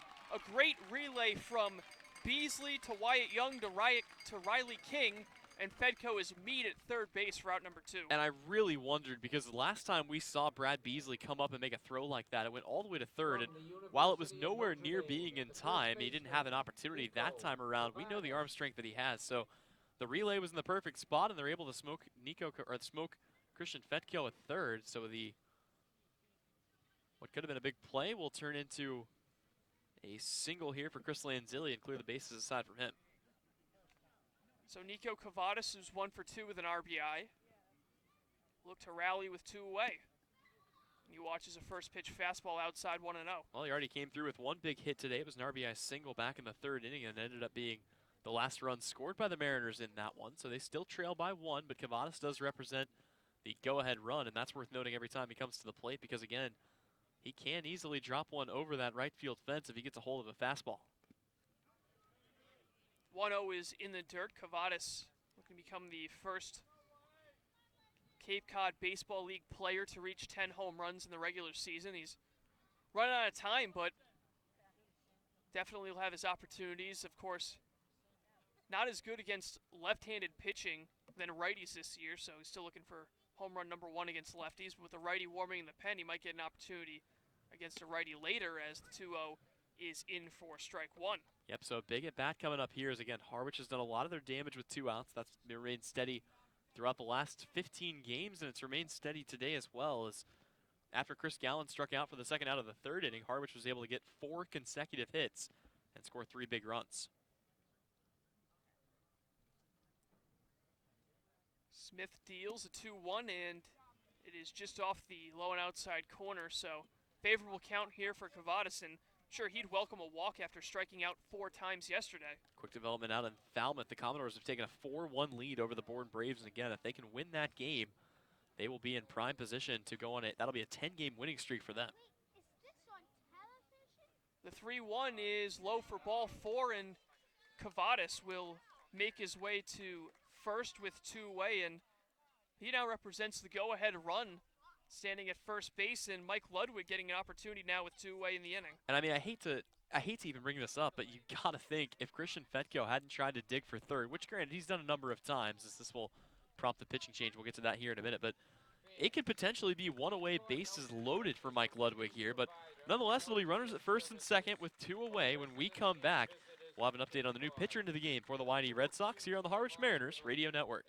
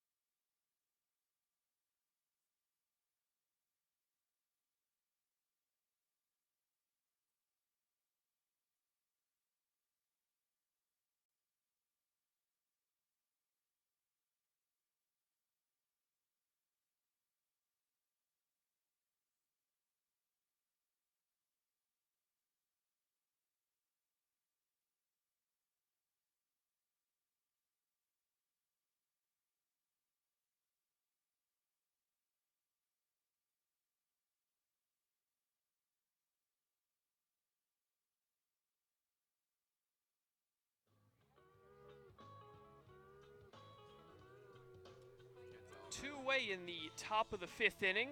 Harwich Mariners looking to provide another 2-out rally as they trail 6-5 in the top of the 5th, and a new pitcher set to go for the YD Red Sox. It's going to be the right-hander out of Occidental College, Nolan McCarthy, who will get his first opportunity this year against Harwich, 6'5", 220 right-hander. So far this season has not pitched, so this is actually going to be his debut with the YD Red Sox. And really quickly, I want to go back to my point on Christian Fetko because our cameraman, Alex Weiner, was actually down the third base line, and he said not only was Christian safe, he's got a picture of it. His foot was in there before the tag got down, so they end up missing that one, and that's something that happens. I mean, it's just a part of the game, but Harwich, once again, will have runners at first and second with 2 away here in a big-time spot for Mike Ludwig. So Ludwig will face the right-hander. He's 0 for 2 on the afternoon. The first pitch is a breaking ball that misses up and away for ball 1. One more game going on right now, just underway. It will be the Hyannis Harborhawks visiting the Wareham Gatemen, and they have a Strange ceremony to say the least. Christmas in July. We'll be singing Christmas carols for some reason. Not sure what the thinking is behind that, but I guess. Big swing by Ludwig, but he comes up empty, 1-1. So we'll see what Nolan McCarthy has here. As again, this will be his YD debut at least. Does not have any pitching stats recorded during the 2019 season. Fedko Lanzilli at second, Cavadas at first, Ludwig at the plate. A 1-1 count with 2 away, and the Mariners trailing by 1. 1-1 pitch is outside. And of course, if they can get to him, the man on deck is Pat Winka, who already picked up his first home run of the season earlier today. Had an absolute no-doubter out to right center field. So with a 2-1 count, see whether or not Mike Ludwig can find a way to at least get on here and move it up to the next man on deck. Word is from the house out in the trees that ball landed in their living room. The 2-1. Fouled straight back. Yep, a good fight pitch there by Mike Ludwig, just fouling it off. And again, not the pitch that he wanted to hit there, so he's content to foul it away. Count stays 2-2. And again, they have a guy in scoring position. This is a big-time scenario coming up for Harwich, as these are the kinds of chances they've had throughout the season. And again, they've taken advantage today, especially back in that third inning where they struck for 5 runs. Both runners on, responsible for Legend Smith. And the 2-2 is going to miss up and away, so both those runners will get a head start with a 3-2 count and 2 away. And that's a big advantage. Chris Lanzilli, a lot of speed over there on second base. So depending on where this ball gets down, assuming Ludwig can put it in play, it's a pretty good chance for him, as Noah Cardenas will come out and have a word with his pitcher. There is another right-hander warming in the pen for YD, so Scott Pickler once again going with the inning intervals, it seems like, out of his bullpen, something we've seen him do a ton this season. Yep, and we'll see whether or not he elects to pull McCarthy. He may have just been used here for a couple of innings, and they may be using him sparingly here early on in his tenure with the YD Red Sox. Brady Corrigan, the right-hander, warming in the pen. McCarthy's 3-2. In there for a called strike 3, and Mike Ludwig does not agree at all. And neither does the Harwich side at all. Not happy with the call. But regardless, the side is retired. We're halfway through this one. Harwich trailing the YD Red Sox 6-5. You're listening to Harwich Mariners Baseball on the Mariners Radio Network.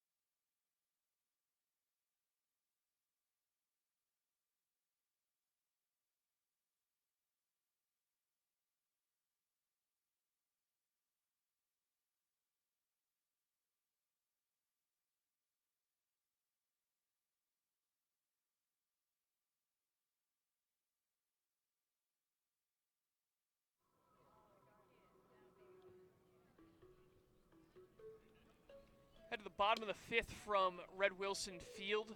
Colin Casey alongside Tyler Henry bring you coverage of Harwich Mariners Baseball on the Mariners Radio Network. And for Devin Ortiz, Tyler, he has looked really good so far. After giving up a couple of singles last inning, he settled down and picked up his first strikeout as a Harwich Mariner. Yeah, he looked good fighting through adversity. He looked good coming out of the stretch. I mean, he really came in and did his job well. So he will get another inning here for the Harwich Mariners, and you get the feeling they're willing to use him for as long as he can throw well. And that seems to be something that, again, they could really utilize here, as it was a quick 2-inning start for Carson Seymour. So here's Jake Palmer, whose plate appearances both coming in the second inning. He is 0 for 1 with a walk and a run scored, and he looks at a first pitch ball well off the plate. Palmer out of UC Irvine. Only 2 RBIs on the season, so he hasn't really benefited from many RBI chances despite having adequate playing time, as the 1-0 is in at the knees for a strike. So going back to the pitching situation for Harwich, they've had a lot of guys that they didn't release from the team that have had to leave for one reason or another. Of course, Logan Allen going to Team USA. Early departures from Buddy Hayward, Evan Shaver, and Caden O'Brien due to injuries. And Jordan Butler and Tommy Vale are no longer with the team, as this is going to be a late, well, they're going to appeal down and say that it was not go. So Butler, Vale, O'Brien, Shaver, Hayward, and Allen no longer with the Harwich Mariners. 6 different pitchers that are gone, and Devin Ortiz the only guy that they've added. So a net -5 on pitching this year. 2-1 is sliced foul off to the left, but of course with that pitching staff, the common denominator being the pitching coaches that the Mariners have, including former Tampa Bay Ray Jeff Neiman, who has done a great job of helping these pitchers adjust to pitching against some of the top hitting talent in the entire country. So it's a 2-2 count to Palmer. Pitch from Ortiz is just outside. So Palmer looking to work another walk, as it's something he's done over the last 5 games. He's now drawn 5 in 6 games. Looking to make it an even 6-6. Here's the payoff pitch, and he's able to stay alive by fouling that one off to the left once more. And I think more importantly, too, the one thing to think about is Harwich has one official open roster spot, as Tommy Vale and Jordan Butler have not been released officially by the team yet, but they technically have 3 different slots that they could fill. They've got 3 open spots that are not filled by players who are on the team right now. So, you know, you wonder whether or not they'll make a couple of late additions, especially from the pitching side, before the end of the year. 3-2 is into left field for a base hit. Good piece of hitting by Palmer, who's hustling around to first. He'll take a wide turn and retreat. So it's a leadoff single for Jake Palmer. And YD looking to extend their lead here in the bottom of the 5th. Yep, an inside-out swing for Palmer, and there was nothing Corey Acton could really do about that. He was playing in the perfect position, but it just got over his head. So that squeezes its way into left field, and Chris Lanzilli picks it up. 1 runner on here for Riley King, who, here we go again. It was the inning back in the 5th. Started by Jake Palmer with a single, or actually with a walk, but he found his way on, and the rest of the offense followed suit. So King, the Georgia Bulldog, now with back-to-back games against YD, scoring a run. He's been really productive in that middle to bottom part of the order, and there's a quick pickoff move from Ortiz, but Palmer in back with a head-first dive.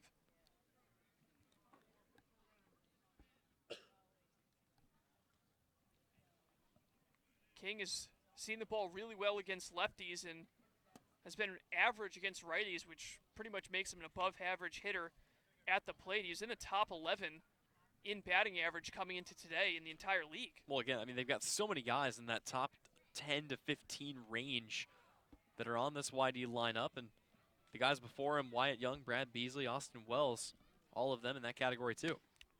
The 1-0 is over for a strike to King. As 6 runs scored by 6 different YD Red Sox. Brad Beasley, the 2-hitter.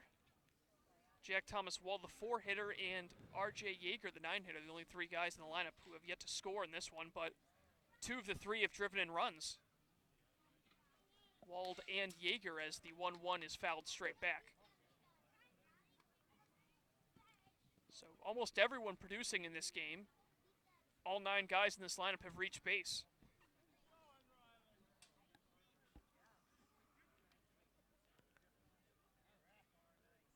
Big insurance run at first, and Jake Palmer with a 1-2 count, nobody out here in the bottom of the 5th.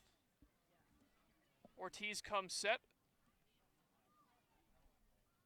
A long pause, and now time is called right before he starts his motion. We've got an old friend alert from out in Brewster as Jacob Hurtubise advances from second to home on a drop 3rd strike. They rush the throw trying to get him at 3rd base, and he's able to come across the score. So it's a 2-1 lead for the Orleans Firebirds, and again, that's good news for the Mariners, as Brewster needs to stay pinned in the basement. 1-2 is popped up high in the air, and that will make its way towards the parking lot. They'll actually be just short of it as a group of kids go chasing after it, and one lucky fan will head home with a game ball. It's always funny to me that, again, here at Fred Wilson Field with a parking lot right behind home plate, and the best parking spots, typically the ones closest to the field, always fill up last.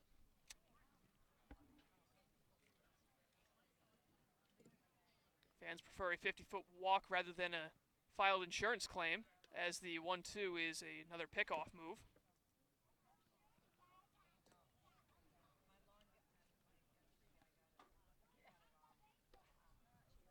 Righty against righty. The 1-2.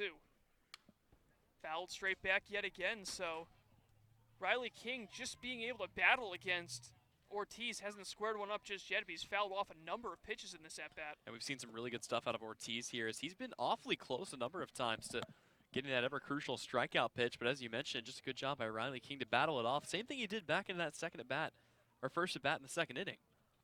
And he was eventually able to work his way on base. Switch hitter Carson Taylor waits in the on-deck circle. The 1-2. Lined, and it'll get past Hal Hughes into left field for a base hit. Not hit all that hard, but it gets through the third baseman and shortstop for Harwich, and it's back-to-back singles to lead off the bottom of the fifth for the YD Red Sox. I mean, let's recap the two hits that's been given up in this inning. Jake Palmer got on because it got completely jammed and happened to take a ball over the third baseman Corey Acton's head, and then Riley King was completely fooled by that pitch. He was sitting on a fastball. He was out ahead of it and somehow still was able to reach out and connect with just enough of the wood there that he can push that one into the 5-hole. So that's going to put 2 on here with nobody out, and YD with a chance to maybe add a few insurance runs as Carson Taylor will be looking for his second hit of the season with 2 on here again. First pitch to Taylor's on the outside corner. He walked and came around to score in the second and lined out to left in the third. Infield at double play depth with Palmer at second and Riley King at first. 6-5 the lead for YD. The 0-1.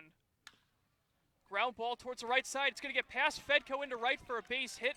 They are going to hold Palmer at third as Cavadas cuts off the throw home, and for the second time in this game, the bases are going to be loaded with nobody out for the YD Red Sox. And for Noah Cardenas, who had the first RBI single back in the second inning that scored the first YD run. So here he comes, and again, a ball that wasn't hit all that hard, but with Fedko playing over a double play depth, he had to come way too far to his left. There was no way he was going to be able to get his glove on it, and that one skips into right field for another base hit. So the hit parade has been started up again here for the YD Red Sox, and Noah Cardenas will once again look to pad a few more runs on as the YD Red Sox lead this 6-5. Action now in the bullpen as we're going to get a quick mound visit for the Mariners. So we'll have to see how much further Devin Ortiz goes in his second appearance. His first coming against Katuitt a couple of days ago. He pitched that 9th inning in a 9-1 victory over the Kettleers, and this time he's run into a much tougher lineup in a much different situation. Yeah, and I mean, he's looked good. And again, 2 of the 3 hits that he gave up so far in this inning weren't hit that particularly well. It's just been a little spell of bad luck for him here. So we'll see how he bounces back. You get the feeling for sure they're going to stick with him for now. And the question, I guess, becomes who do you go to in the bullpen? Obviously, Nick Stewart comes to mind, but Cam Bauman pitched in the game yesterday. We have Will Heflin, Jared Weatherby available as well. Joe Boyle hasn't come in quite some time, but it's far too early to bring in Irish Thunder. So that leaves Blake Espinal, Nick Stewart, or Will Heflin, probably your 3 options, and we'll see who Harwich goes with, or if Devin Ortiz can get out of the inning, whether or not they stick with him to go into the 6th. Mound visit concludes, and be up to Ortiz to try to get himself out of it for the time being, with Cardenas stepping in. He's 1 for 2 with an RBI, just his 3rd of the season, but he could potentially double his RBI total on the year with an RBI single. Infield will remain at double play depth. Cavadas with his toes on the grass over at first base. And the first pitch from Ortiz misses up and into the UCLA Bruin, 1-0 the count. And back to the point about the tax bullpen, I mean, this is what happens when you lose 6 pitchers. You really have to be conservative with how you use your arms out of the pen.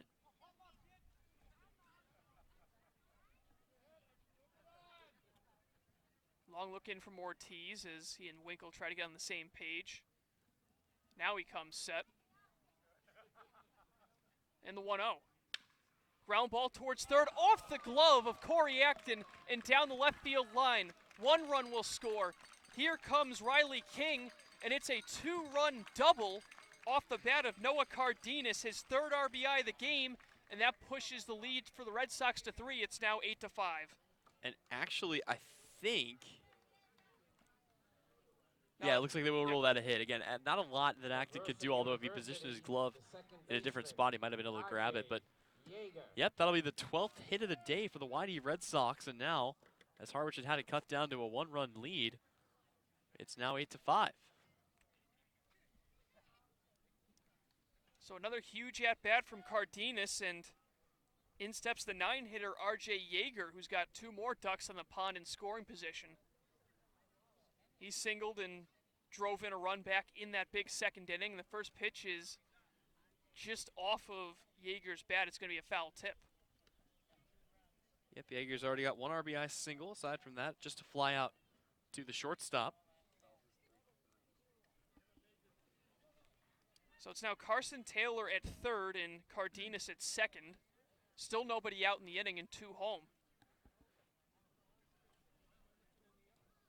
Ortiz is 0-1 and a wave and a miss by Yeager, and that'll even think, or actually that'll make the count now 0-2. Yeah, you get the feeling this might be a different mode for Devin Ortiz, as he's a little bit frustrated out there with himself, and he's been pounding the strike zone here early on against R.J. Yeager. He's going to have to be careful, though. Top of the order looming on deck with Wyatt Young. Infield in all around, looking to cut the runner down on at the plate on a ground ball.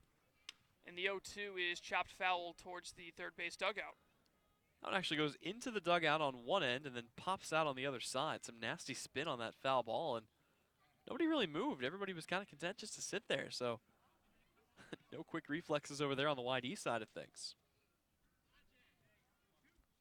Ortiz steps back onto the mound. So he looks to get a huge out number 1 and try to limit the damage in this bottom of the 5th. The 0-2. Breaking ball in the dirt, a good take from Yeager and a great stop from Pat Winkle. Yeah, and Winkle didn't want to risk that one popping into his chest plate, so you actually see him come forward. He knew that on a pitch that low, there was no way Yeager was going to offer, and it could have been kind of dangerous if Yeager had tried to swing, but nonetheless, it's going to be a 1-2 count. 4 straight hits for YD to kick off this 5th inning. 2 runs home. The 1-2 is lined into center field. Cabrera will make the catch, tagging and coming around from third is Carson Taylor. He scores easily. The throw cut off. It's a sacrifice fly for R.J. Yeager, his second RBI of the game, and the lead is now 9-5 YD. Yep, and the runner will hold up at second base, does Cardenas, but just 1 away in the inning, and here comes the top of the order with Wyatt Young. Young is already 1 for 3 today. He does have an RBI fielder's choice in the second, a single in the fourth, and a ground out back in the first, and now it's a 9-5 lead, and here comes Coach Steve Engler. This could very well be the end of the outing for Devin Ortiz. So with Engler heading out, looks like Ortiz's day is done. We're going to have a pitching change here from Red Wilson Field. Once again, the score is 9-5. We'll introduce a new pitcher just on the other side of the break. You're listening to Harwich Mariners Baseball on the Mariners Radio Network. Proud sponsor of the Cape Cod Baseball League.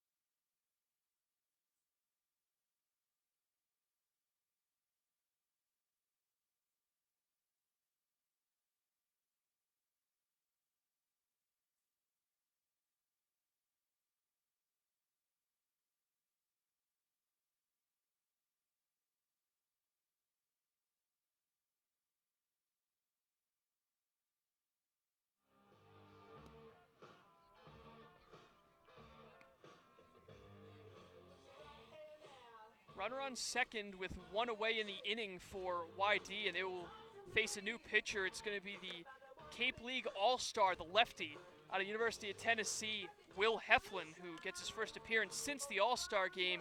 And Tyler, there's no question he's been the most consistent and dominant reliever this season for Harwich. Yeah, I mean, Will Heflin this year, he's got to wonder why he keeps getting thrown into these situations. It seems like anytime they get in trouble, he's the guy they call. And I'll tell you what, so far he's come into 3 different situations. I hope this doesn't jinx him, but he's come into 3 different situations with a runner in scoring position and 1 out, and all 3 times he's gotten out of it unscathed. So we'll see whether or not he can do that again here, although he will be doing it against the top of the order with Wyatt Young, Brad Beasley, and Austin Wells coming up to the plate. And really quickly, the photo from Alex Weiner has been uploaded to Twitter. I've got it right here in front of me on the Christian Fedko slide. You can go check that one out. It's at Alex J. Weiner on Twitter, and got a little poll in there as to whether or not you think he was safe or out. So far, everybody thinks he was safe. So Heflin will get an opportunity against Wyatt Young, lefty-lefty matchup, and the runner at second, Cardenas, who had a 2-run double just a few moments ago, belongs to Devin Ortiz, who's currently on the hook for 3 earned runs. Heflin will try to pick up his teammate and keep the deficit at 4 against the batting leader in the CCBL.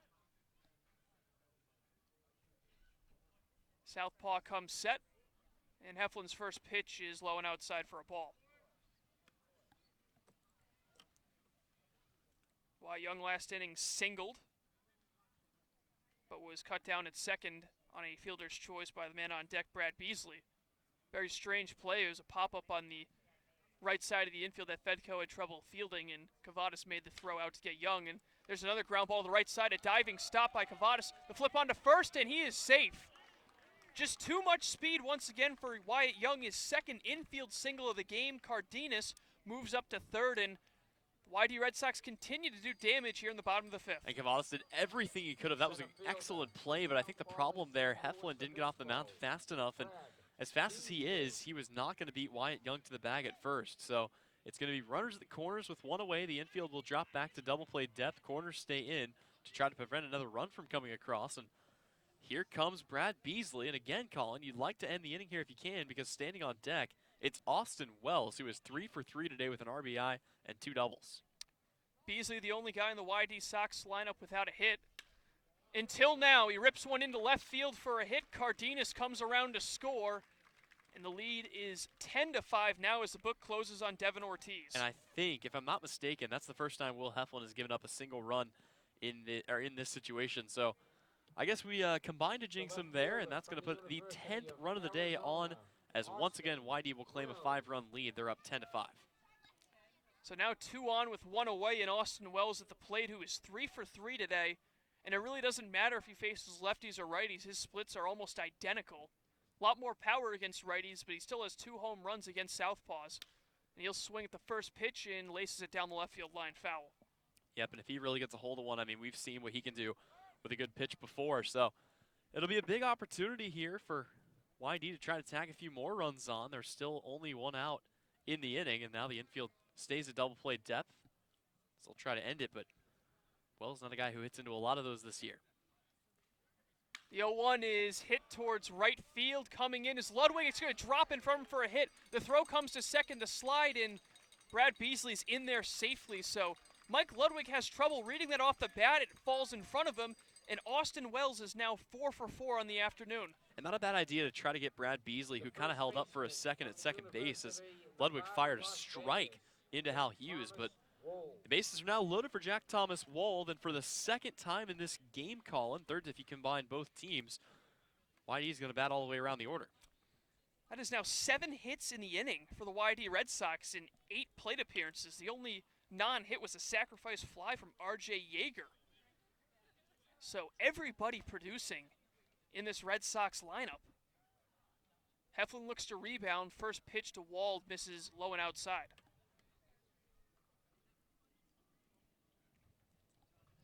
And barring a double play, will be the second time in the game that YD will send 10 or more guys to the plate in an inning. The 1-0.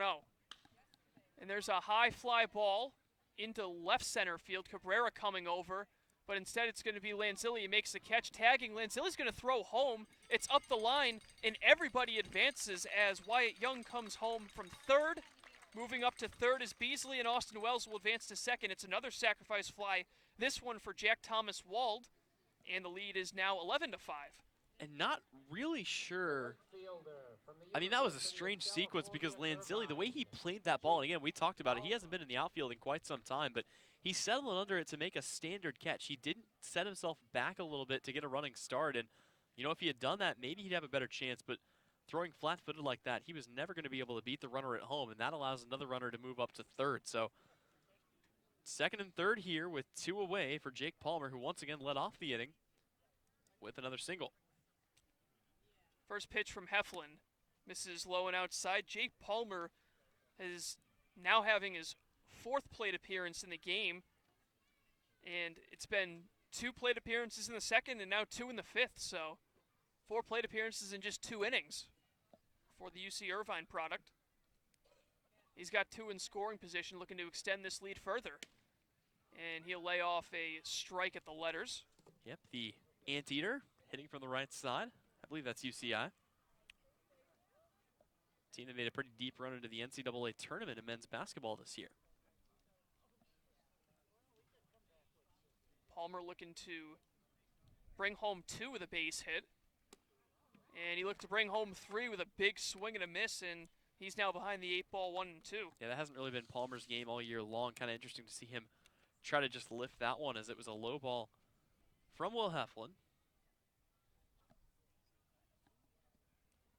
11-5, YD leads, doing all their damage in 2 innings. 6 in the second, and so far 5 in the 5th. The 1-2 is a foul ball just back into the left. Yeah, not a single home run this season for Jake Palmer. So with 1-2 count, you get the feeling he's probably taking his mind off of the long ball and is going to focus up on just trying to find a way to put something in play.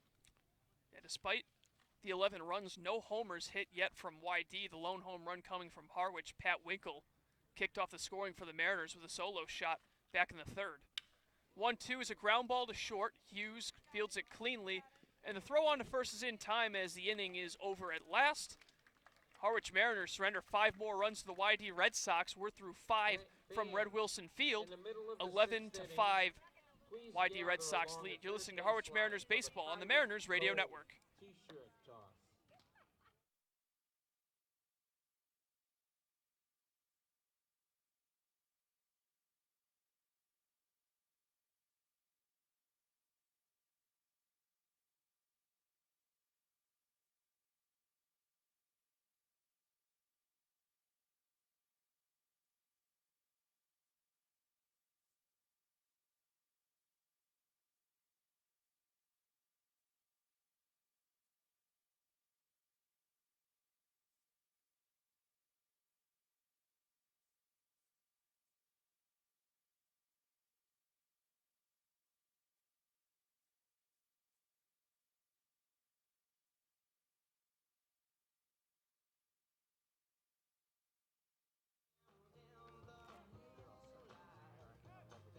Sixth inning from Red Wilson Field, 11-5. YD leads Harwich, and back on the mound for his second inning of work, his first full inning, is Nolan McCarthy. And Tyler, he's in a position where now he can win in his debut, as he came in after 4 2/3 from Legend Smith, which did not qualify him for the win. He pitches that 5th, and now he's got a huge lead as it's a 6-run advantage once again for YD. Yep, all he's got to do is kick it in gear and make sure that he tries to pitch to contact. Don't want to try to overpower this Harwich lineup if you are Nolan McCarthy, but an opportunity coming up for him. For Harwich, it will be Pat Winklehow, Hughes, and Corey Acton getting the start here to lead things off, and we'll see whether or not they can have another big inning. They put up 5 back in the 3rd, but since then, they have had just 2 hits, 1 in the 4th, 1 in the 5th. So they're needing a big inning, and they're needing it soon. You get the feeling, even with the 15 minutes earlier start time today, with all the offense that's been played, we may or may not be able to get through 9 innings today. Yeah, we've just passed the 2-hour mark in this ball game. We're still just in the top of the 6th. As Pat Winkle swings the first pitch and fouls it straight back. He hit a solo shot in the 3rd, flew out to left in the 4th. Really quickly going back in the scorebook, July 2nd was the last time Will Heflin gave up a run of any kind, not just an earned run, any run. So he has been absolutely shut down, but doesn't let one in. It's part of the 11-5 lead that the YD Red Sox hold now. Pitch misses outside, but given the circumstances, Heflin did his job and minimized the damage, albeit he gave up a couple of hits after coming in and was able to settle down and finally get a couple of outs and get out of the tough 5th inning for Harwich. The 1-1. Big hook from McCarthy, and it drops in at the knees for strike 2.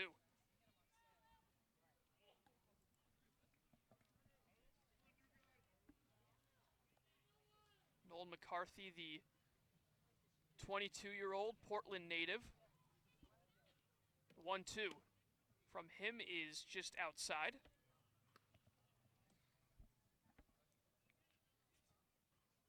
Five runs so far from for the Mariners on 7 hits by 5 different players. And for YD, 8 of their runs coming from the 5 through 8 hitters as Winkle fouls off another pitch. Yep, Winkle's staying defensive here, and again, he's gotten a pretty good piece of both of the balls he's seen. As obviously the home run back in the 3rd inning, and then trying to jump out early on the first pitch that he saw back in the 4th as he flew out there. So with a 2-2 count, we'll see whether or not he can straighten one out here and get the Mariners started off with a good 6th inning. The 2-2 misses low and outside for a ball, and we'll have to go back and check. This might be the most hits allowed this season by the Harwich Mariners at 15. Gave up 12 against Brewster in the 12-11 game. I think you may be right. Thinking back, there have not been a lot of games where Harwich has given up a lot of runs, period. And so far, their largest margin of loss is still 5 runs. 3-2 pitch is swung on a miss for strike 3, and Winkle strikes out. He's now 1 for 3 in the afternoon. That is the first out of the top of the 6th. From Louisiana State University, Hal. So in comes Hal Hughes, who's 1 for 2. Grounded out to 3rd in the 3rd, and is able to single to right in the 4th. So the LSU Tiger digs in, and he looks to spark a rally here for the Mariners, trailing by 6. First pitch is a breaking ball that'll just miss. Be interesting to see if Coach Scott Pickler decides to go to his bench at all, given the fact that his team is up big. But again, the Mariners were down 6-0 earlier, and they took a big chunk out of that lead, clawing back to make it 6-5 as the 1-0's on the outside corner before past inning in which YD tacked on 5 more. Yeah, they've already had a couple of really good innings. No reason to think that they couldn't have another one here, but it's going to take a pretty big effort as they still trail by 6 in this game. From the stretch, 1-1 is in there for strike 2. McCarthy using that breaking ball a lot, especially this inning. It seemed like he favored the fastball in the 3rd of an inning he pitched in the 5th. This time a lot more breaking stuff towards the 7, 8, and 9 hitters. The 1-2. Good take from Hughes as that one skips just in front of the plate.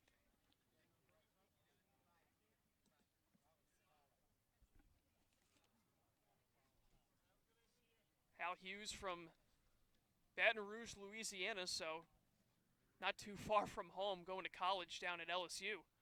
It's got to be a lifelong dream for him, too. I mean, one of the best facilities that's out there. He takes a 2-2 below the knees, and the 3-2 count, he'll look to reach base with 1 away in the inning, and Corey Acton on deck, who's 0 for 2 of the runs scored. McCarthy comes set, and the payoff is popped up.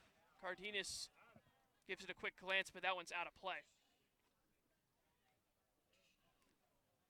Both these teams coming in at 2-2-1 against each other this season, so YD looking to pick up the season series, and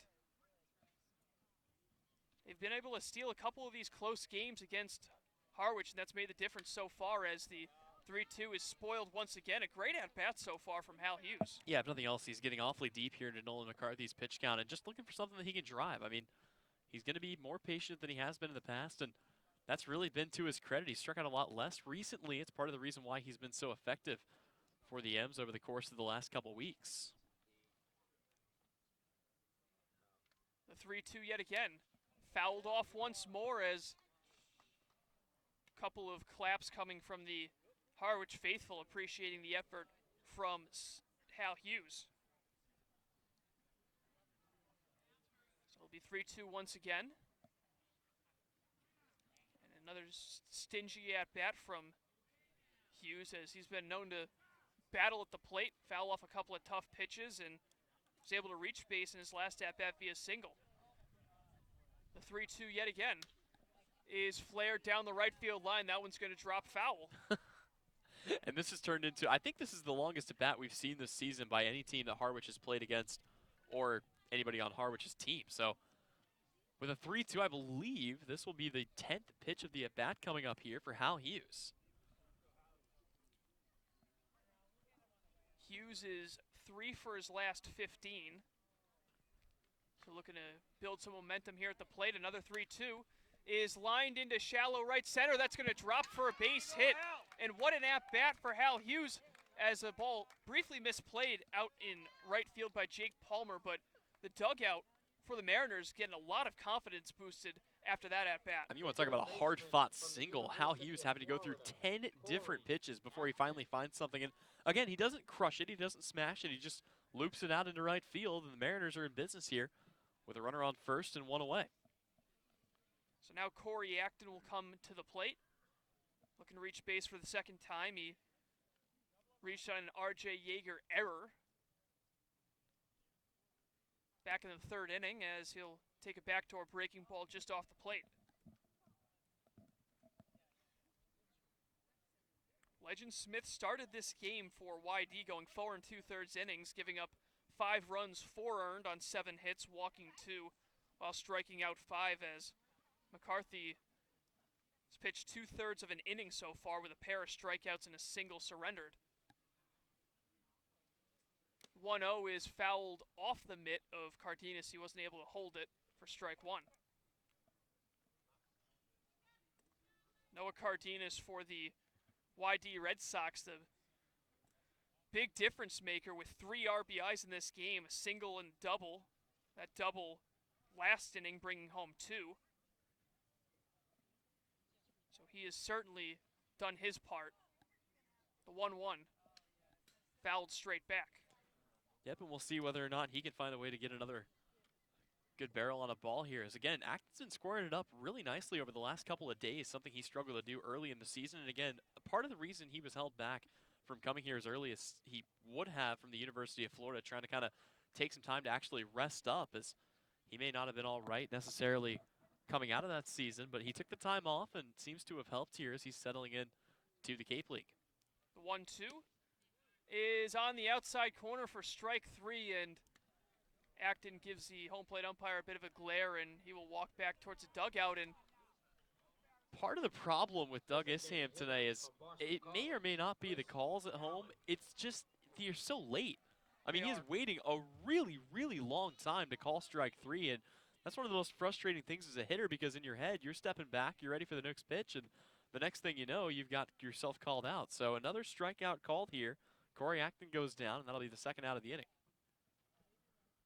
So the first pitch to the designated hitter, Chris Galland, is over for a strike. Galland, team leader in average, has had himself a rough day. He's 0 for 3.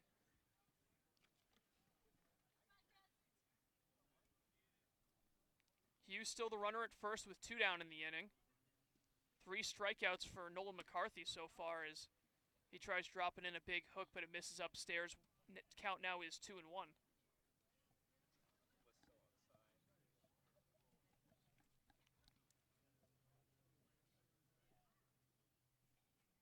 Galland, Massachusetts native, spent some time with Harwich last season, as he'll take a ball in the dirt. Yep, and he showed off the power a few days ago, blasting his first home run of the season. So with a 2-1 count, just trying to keep the inning alive here with Christian Fetko standing on deck. Find a way to move it up to the next guy. Harwich still trailing by 6. McCarthy with the 2-1. And there's a line drive out towards deep right center field, but over to make the catch is Beasley, as he was playing pretty deep on Chris Galland. He makes the catch, and that will retire the side. So Nolan McCarthy with 3 strikeouts in an inning and a third so far, as he just needs 4 batters to pitch a scoreless top of the 6th. We head to the bottom half of the inning. YD Red Sox still lead it 11-5. You're listening to Harwich Mariners baseball on the Mariners Radio Network.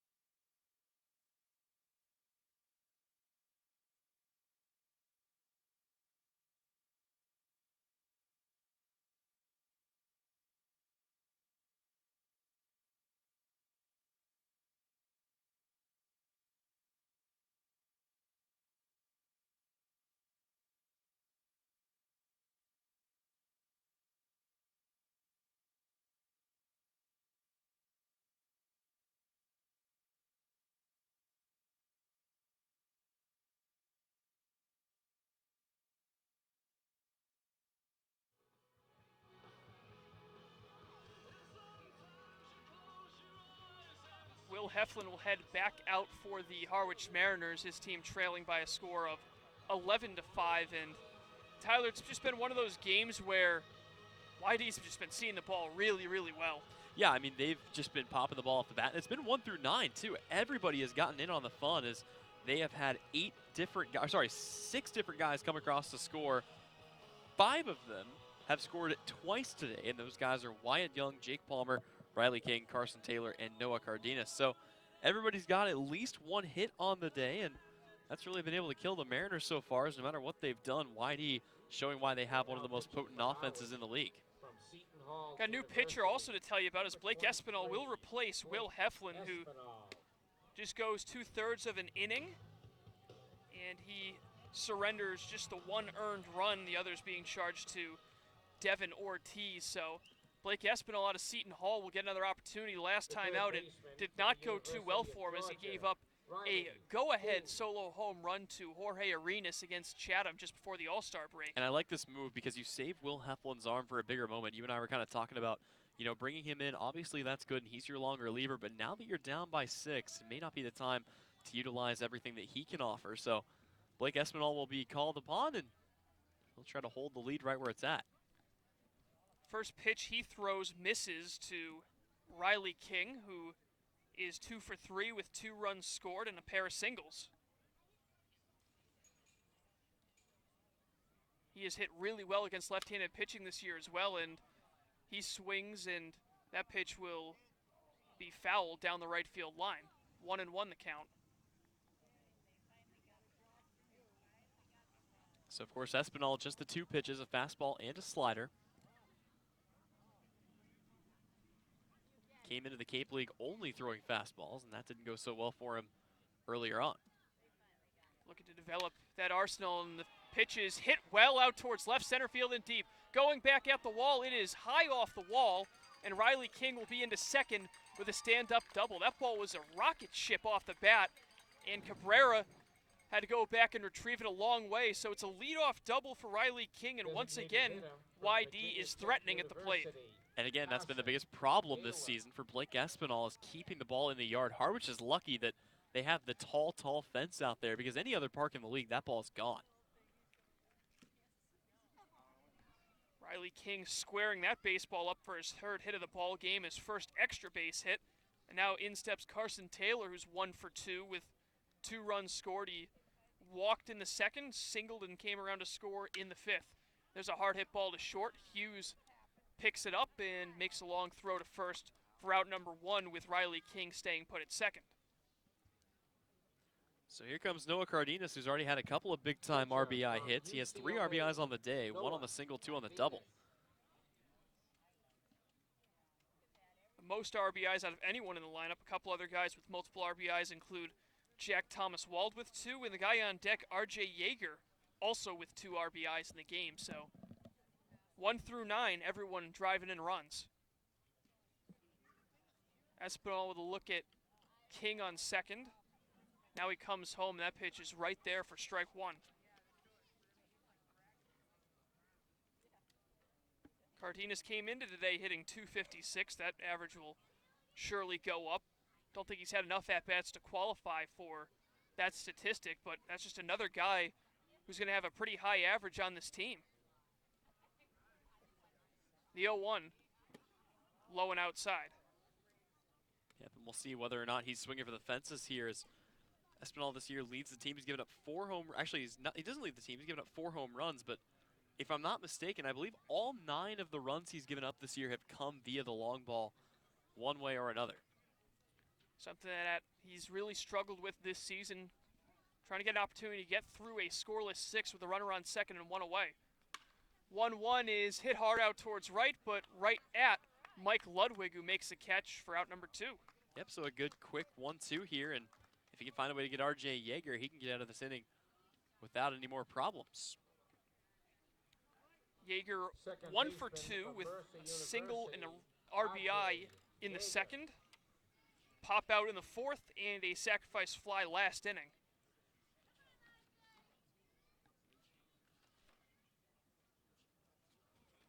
Yeager out of Mercer, the sophomore.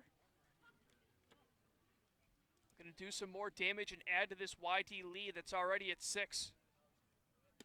First pitch dips below the knees.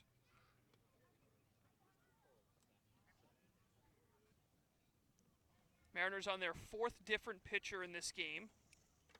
Carson Seymour got the start. He only went 2 innings, giving up 6 runs on 6 hits, walking 2 and striking out 3. The 1-0. Swing and a miss for strike 1. So Espinal battling back here and really mixing in the off-speed more than we're accustomed to him seeing. Again, when he came into the Cape Cod League this summer, he only had 1 pitch, and that was a fastball. But having off-speed is crucial if you want to keep the ball relatively in the yard. Espinal comes set. And he's going to step off. Another arm warming in the pen for YD, and it's Gordon Ingebrigtsen. Another guy from UC Irvine, a teammate of Jake Palmer's. See if he gets an opportunity. The 1-1 is fouled off to the right, and it was heading right for Tyler's laptop, but thankfully we got a nice chain link fence right in front of us. It also hit right in front of the crowd mic. I'm sure you guys got a nice little ear blast back home, so we do apologize for that. It's the nature of the beast being this close to the field. One of the best views out there from a broadcaster's perspective, right in front of the action. As long as you don't have to look down the right field line. Of course. The one downside is the 1-2 is another cue shot fouled off by Yeager. And Blake Espinal actually had 2 scoreless innings. He came into 2 different games. He pitched 1 scoreless inning before giving up that 2-run bomb in the game against Chatham. So he had actually looked okay prior to that last appearance. Yeah, he had given up a run, but it was an unearned run coming into a game. So he had looked pretty good prior to that Chatham performance over his last couple of games, but looking to rebound here. The 1-2 is a pop-up towards the right side of the infield. Fedko looking for it, and he will make the catch to end the inning. So despite the leadoff double from Riley King, Blake Espinal works out of the jam. We're through 6 innings from Red Wilson Field. It is YD 11, Harwich 5. You're listening to the Mariners Radio Network. Hall of Fame inductee manager Scott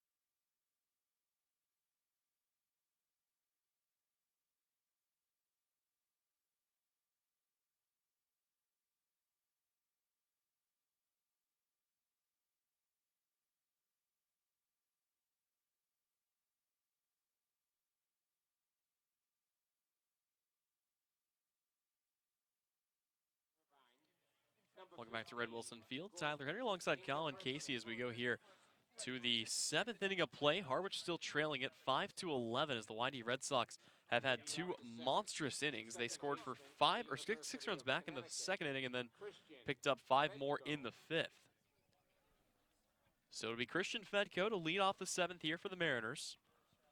Sun's still up quite a bit here, so you wonder whether or not with 15 minutes early we'll be able to get through 9 innings here from Red Wilson, and a new pitcher has come into the game, Colin, for the YD Red Sox. Yep, it's going to be the submariner Gordon Ingebrigtsen, who is warming up in the pen over the last couple of innings, and he'll get an opportunity to pitch here with a 6-run lead. Second time Ingebrigtsen has come into a game against Harwich. The first pitch from Fedko, and that's going to be popped up high in the air. Coming in from left field is Austin Wells, and he will charge in to make the catch for out number 1. That ball hanging up, plenty of time for Wells to make the catch. Wells playing in his 20th game in left field. He has played in all 40 games this season for the YD Red Sox, 20 in left, 20 behind the plate. So a guy who's gotten a lot of playing time in a lot of different positions for the YD Red Sox this year. But here comes Daniel Cabrera, 1 away in the inning. And the pitch to him, and that one actually coming almost from an overhand sidearm look from Ingebrigtsen. So a guy who, similar to Antonio Menendez, is going to work from a couple different arm slots. And that did not look very good as he missed well outside, so maybe not as comfortable throwing from the overhand position.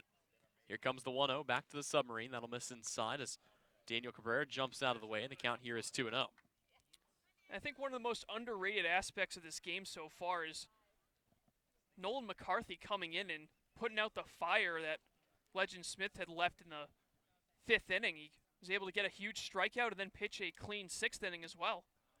2-0 is a breaking ball that'll miss outside. Yeah, I mean, it was a big opportunity for Harwich to potentially add a few more runs, but McCarthy gets the job done, and they'll pass it along to the next guy down the line in Gordon Ingebrigtsen, who's got a 3-0 count here and is at risk of walking Daniel Cabrera. Here comes the pitch, and Cabrera's going to drive this one. It's going to get past the outstretched arm of the second baseman, Yeager.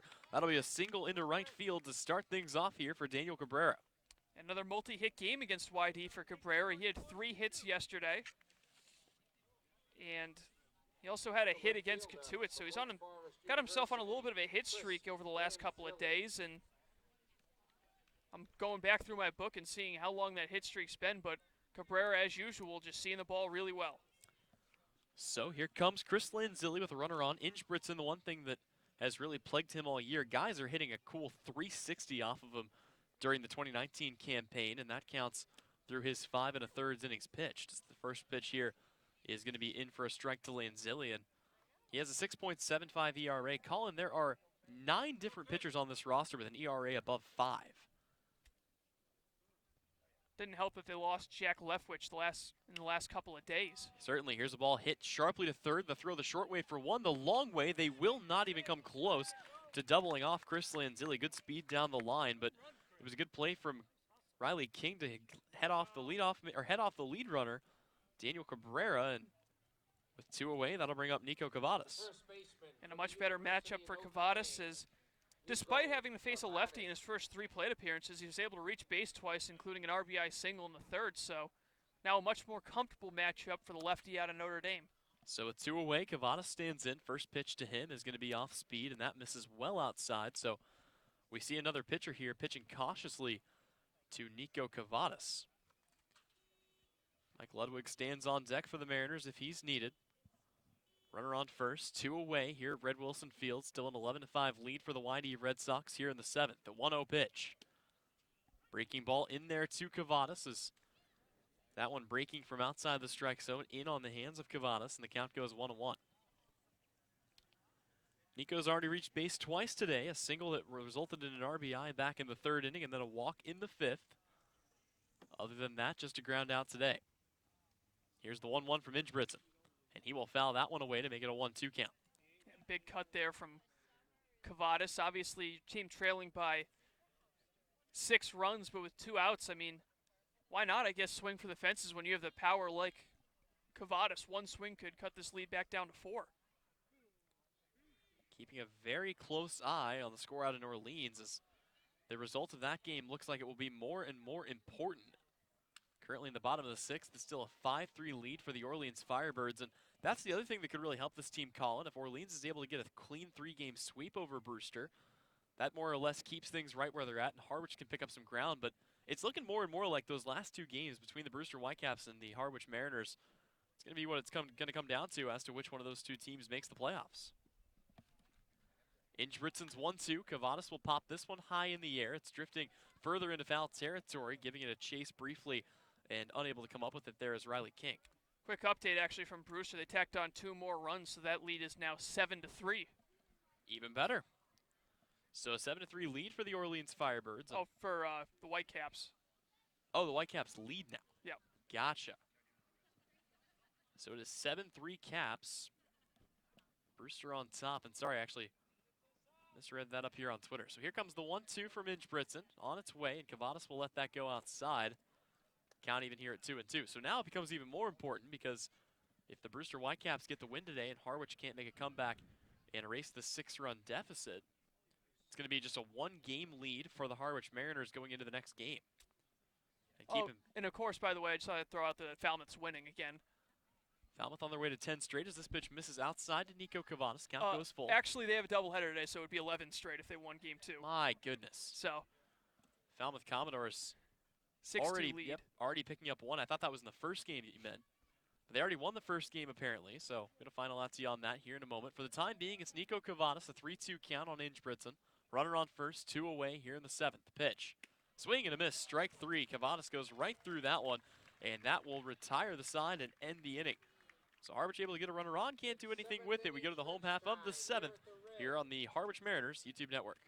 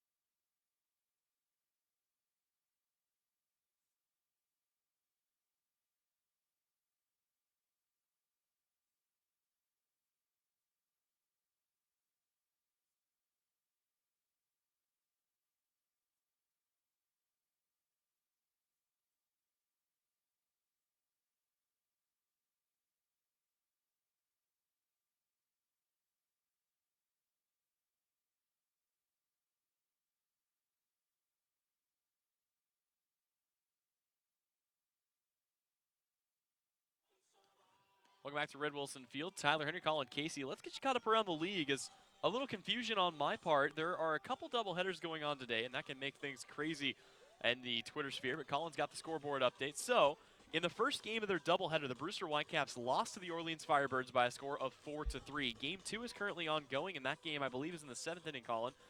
The Brewster Whitecaps leading that one 7-3. Elsewhere in Falmouth, the Commodores rode a 9-game winning streak into their game with Bourne today. They won the first game of their doubleheader by a score of 4-2 and lead the second game by a score of 6-2. Hyannis and Wareham just underway, and Katuitt and Chatham, the nightcap tonight, yet to be started. Here, it's 11-5. The Mariners trailing big, and they'll look to prevent even more runs from going up there as Blake Espinal checks into the game once again here for his second inning of work.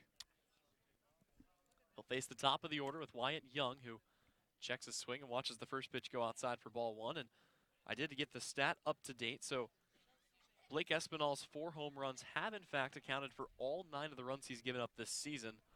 A 3-run shot and 3 2-run shots. But he's looked good so far, a 1-2-3 inning. And as I say that, Wyatt Young puts a charge into one, but it's going to be playable in center field as Daniel Cabrera makes the catch for out number 1. And 2 other games that have just started, of course, Hyannis and Wareham scoreless in the top of the 3rd. Katuitt and Chatham scoreless in the bottom of the 1st. So a lot of Cape Cod action going on today, and get used to that because with all these makeups and rainouts, the regular season, technically speaking, should only have 4 days left, but there are a lot more games left to be played. Orleans and Brewster entered today with 8 games left to play. They'll exit with 6 as this one's going to be a jam shot taken up and back out of play. Here by the new hitter, it's going to be Brad Beasley. And something definitely to watch for if Brewster hangs on to win and Harwich falls here in Yarmouth. It's going to be a 1-game lead. Plus, Brewster has a game in hand on Harwich, so it's possible that run differentials could come into play in this situation. One will miss high. Yeah, I mean, it could very well. I think head-to-head should be the initial tiebreaker. But again, if that series is split, you mentioned run differential could be the thing that it comes down to. And if that's the case, Harwich holds a big-time lead in that. Although today, if this score holds, that wouldn't help. Here's a ball taken into left field and deep. It's going to roll through the gap, and it's going to be picked up by Cabrera in center as he was coming over towards left field. He'll pick it up and throw it in, but it's another hit here for Brad Beasley.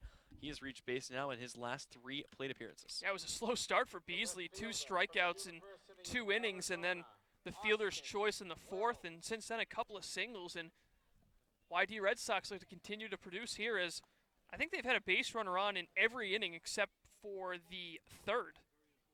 Yep, the 3rd inning, the only one where they did not get not just a base runner, but a hit.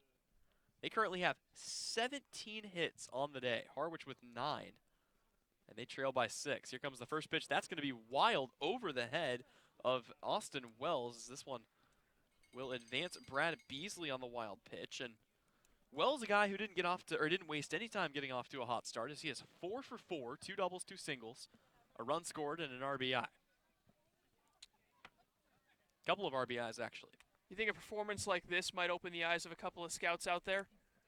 The couple that are here, it certainly could, as that's another thing that's interesting about the Cape Cod Baseball League is after the All-Star game, scout attendance really drops for about a week and a half, and then everybody comes back for the playoffs. But the few that are here are going to get an awfully good taste of Austin Wells, who, again, has just been absolutely killing it, not only all season, but especially today. Espinal's next pitch missed outside, so the count here is 2-0 as Espinal comes set. Big lefty out of Seton Hall checks the runner and brings the pitch home. And that will miss low, so it's going to be a 3-0 count here to Brad Beasley, or to Austin Wells.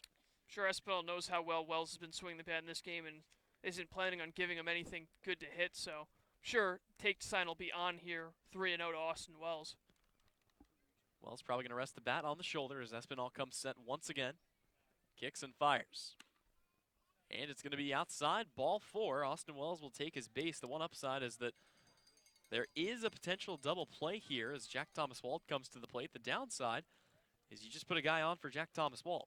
Of course, and I mean, you talk about the big home run he had the last time these two teams played here at Red Wilson Field, but even today he's got a pair of RBIs, a single and a sac fly, so UNLV product continues to be dangerous and continues to be a nightmare for Harwich Mariners pitching. For Jack Thomas Wald, that was one of 3 home runs he's had this season. Oh, we actually got a pinch hitter here, so Tate Samuelson's going to get an opportunity.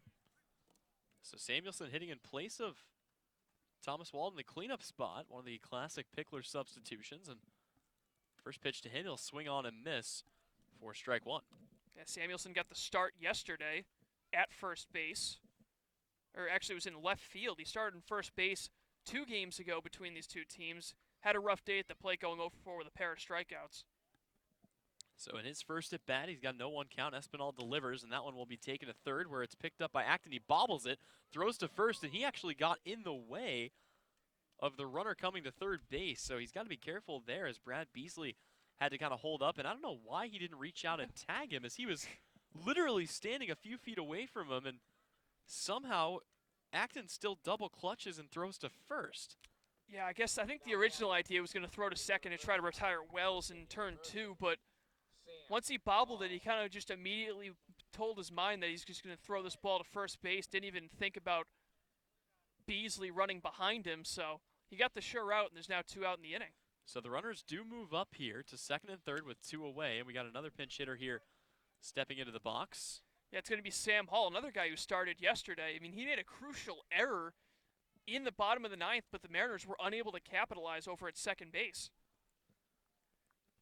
So Hall getting his first at bat, taking over for a Jake Palmer, who went 1 for 2, scored 2 runs, the 0-1 pitch, and that'll miss inside here to Sam Hall. Scott Pickler was actually the manager for the Eastern All-Stars, and Colin, I think he was right at home making crazy random substitutions in the middle of a baseball game.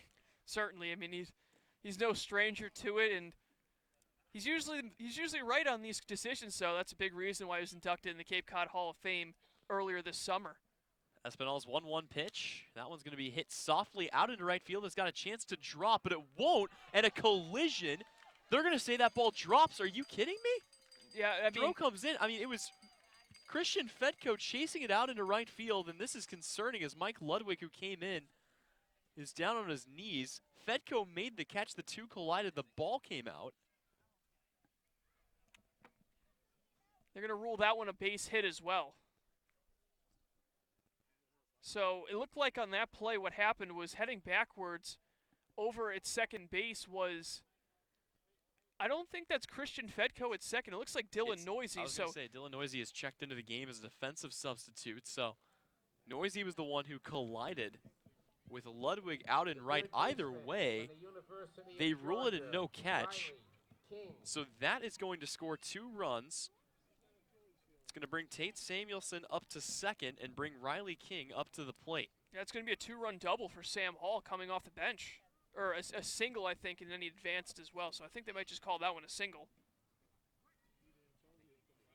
So here's King's 4th at bat of the day. Couple of hits and a double.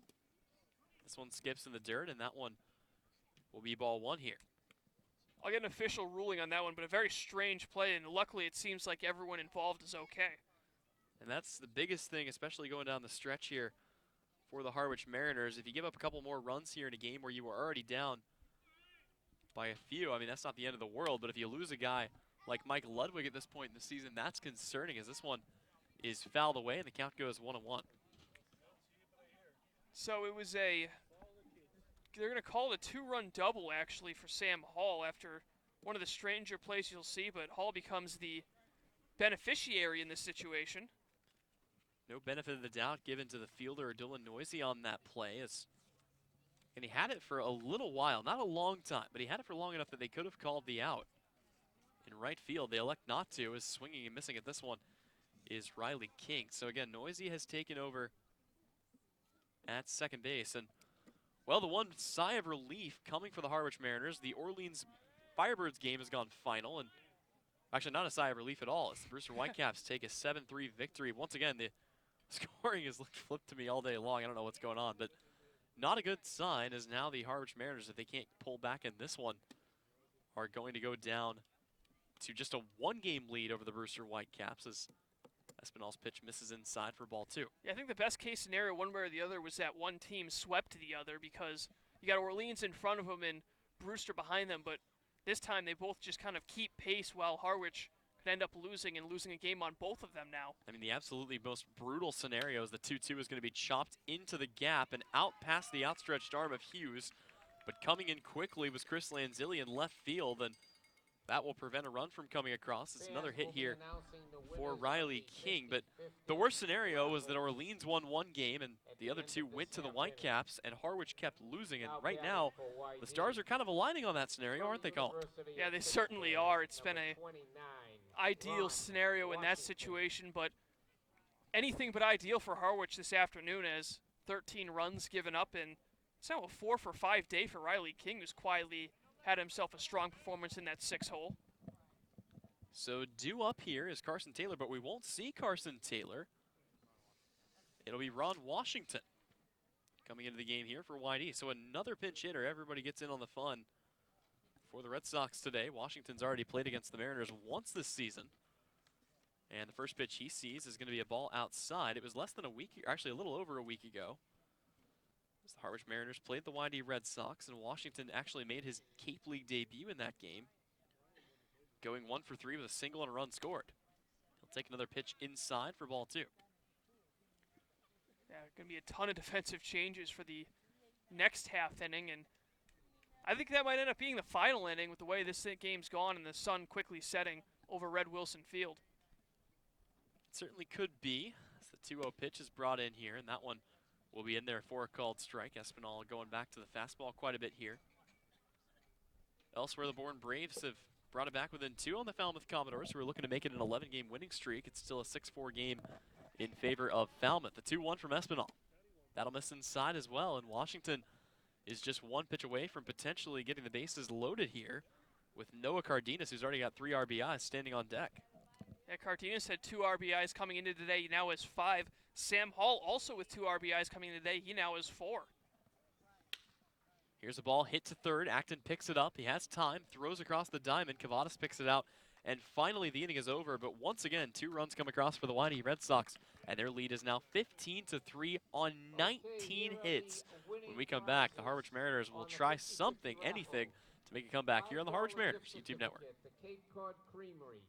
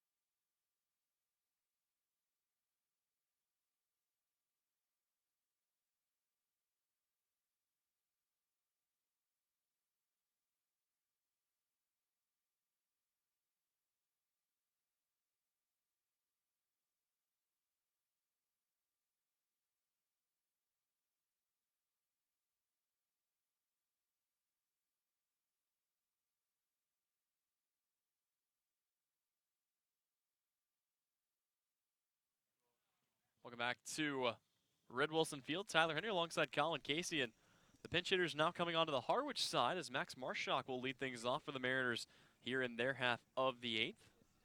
Again, the sun's starting to set here at Red Wilson Field, so we wonder whether or not we'll be able to get through the next 2 innings of play with all the offense that has come on both sides. But an opportunity for Marshak, and it looks like he'll be facing off against Same a new pitcher. Yep, it'll be Gordon Ingebrigtsen. Number 15 out on the mound. First pitch from Ingebrigtsen's on its way, and that will miss high and inside to Max Marshak. Marshak batting for Mike Ludwig, Now who's batting, 0 for 3 with a pair of strikeouts. Max Marshak. Marshak out of the University of Texas Tech, the first pinch hitter being used today. Next pitch is on its way in, and that'll be a called strike on the inner half. And of course, a big fan for a lot of people around here is the way that the Harwich Mariners, the way that the Whitey Red Sox PA announcer says some of these names. The thick Boston accent. Marshak's going to take this one out into right field. It's going to get down to the gap, and it is momentarily misplayed. As coming out was Hall out in the right center field. He grabbed that ball, and it's going to be a leadoff single here for Max Marshak. Yeah, good opposite field swing from Marshak. Drops that one into the right center field gap. He put a pretty good charge into it, and you know the speed that he has at first, so I wouldn't be surprised if they send him. I mean, you're down 8 runs, you might as well be as aggressive as possible if you're Coach Steve Englert. So Marshak's on first with all that speed. We'll see whether or not they elect to send him, as Pat Winkle will still hit in his spot, and he fouls the first pitch he sees back to the screen. Yeah, Winkle, of course, kicked off the scoring for Harwich back in the 3rd inning. All 5 of their runs in this game coming in the 3rd. Winkle hitting a towering ball over the right center field fence, and it ended up in the trees because of the wind that was going out to center field earlier in the game. It's not like the offense completely stopped, as Harwich has been able to string together quite a few hits since then, as this one misses for a ball. But as far as runs are concerned, they have yet to strike since the 3rd. Another 2-run inning for Whitey in their half of the 7th. So here in the top of the 8th, it's a 13-5 lead for the Red Sox. And the pitch from the Submariner will miss outside to Pat Winkle for ball 2. Mariners stranding 6 runners on base so far compared to YD's 9. 2-1 to Winkle. Swung on and missed, so the count goes 2-2. And again, interestingly enough, we have not seen Max Marshak try to take off with the righty Submarine pitcher on the mound who throws relatively off speed. See whether he goes here with a 2-2 count. Marshak probably the fastest guy on the Harwich roster, and that's a roster loaded top to bottom with a lot of speed. The 2-2. It'll be golfed at, but Winkle keeps the bat alive and stays 2-2 here. Yeah, that one really fooled Winkle, as Ingebrigtsen dropping that one below the knees, a breaking ball, which can sometimes be really tough to pick up when it's coming from that Submarine angle. So another pitch coming up here for Pat Winkle, who lives to fight through this at bat. Standing in from the right side. And here comes the 2-2. That'll miss low, and the count goes full. So a good job by Winkle staying patient here, and he's worked himself into a full count. Opportunity to maybe put another runner on here with Hal Hughes standing on deck. Ingebrigtsen comes set from the belt. Here comes the payoff pitch. That'll be spoiled, and we'll do it again.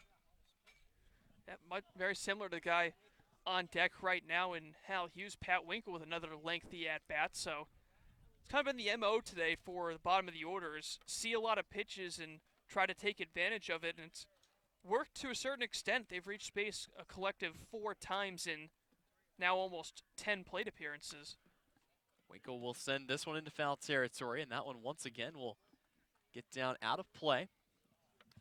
So another pitch that'll be wasted here, and this at-bat continues to drone on here as Ingebrigtsen struggling to find a pitch to put Pat Winkle away with. Winkle doing a good job staying defensive out here with a 3-2 count. We'll have a third consecutive payoff pitch coming. Here it is.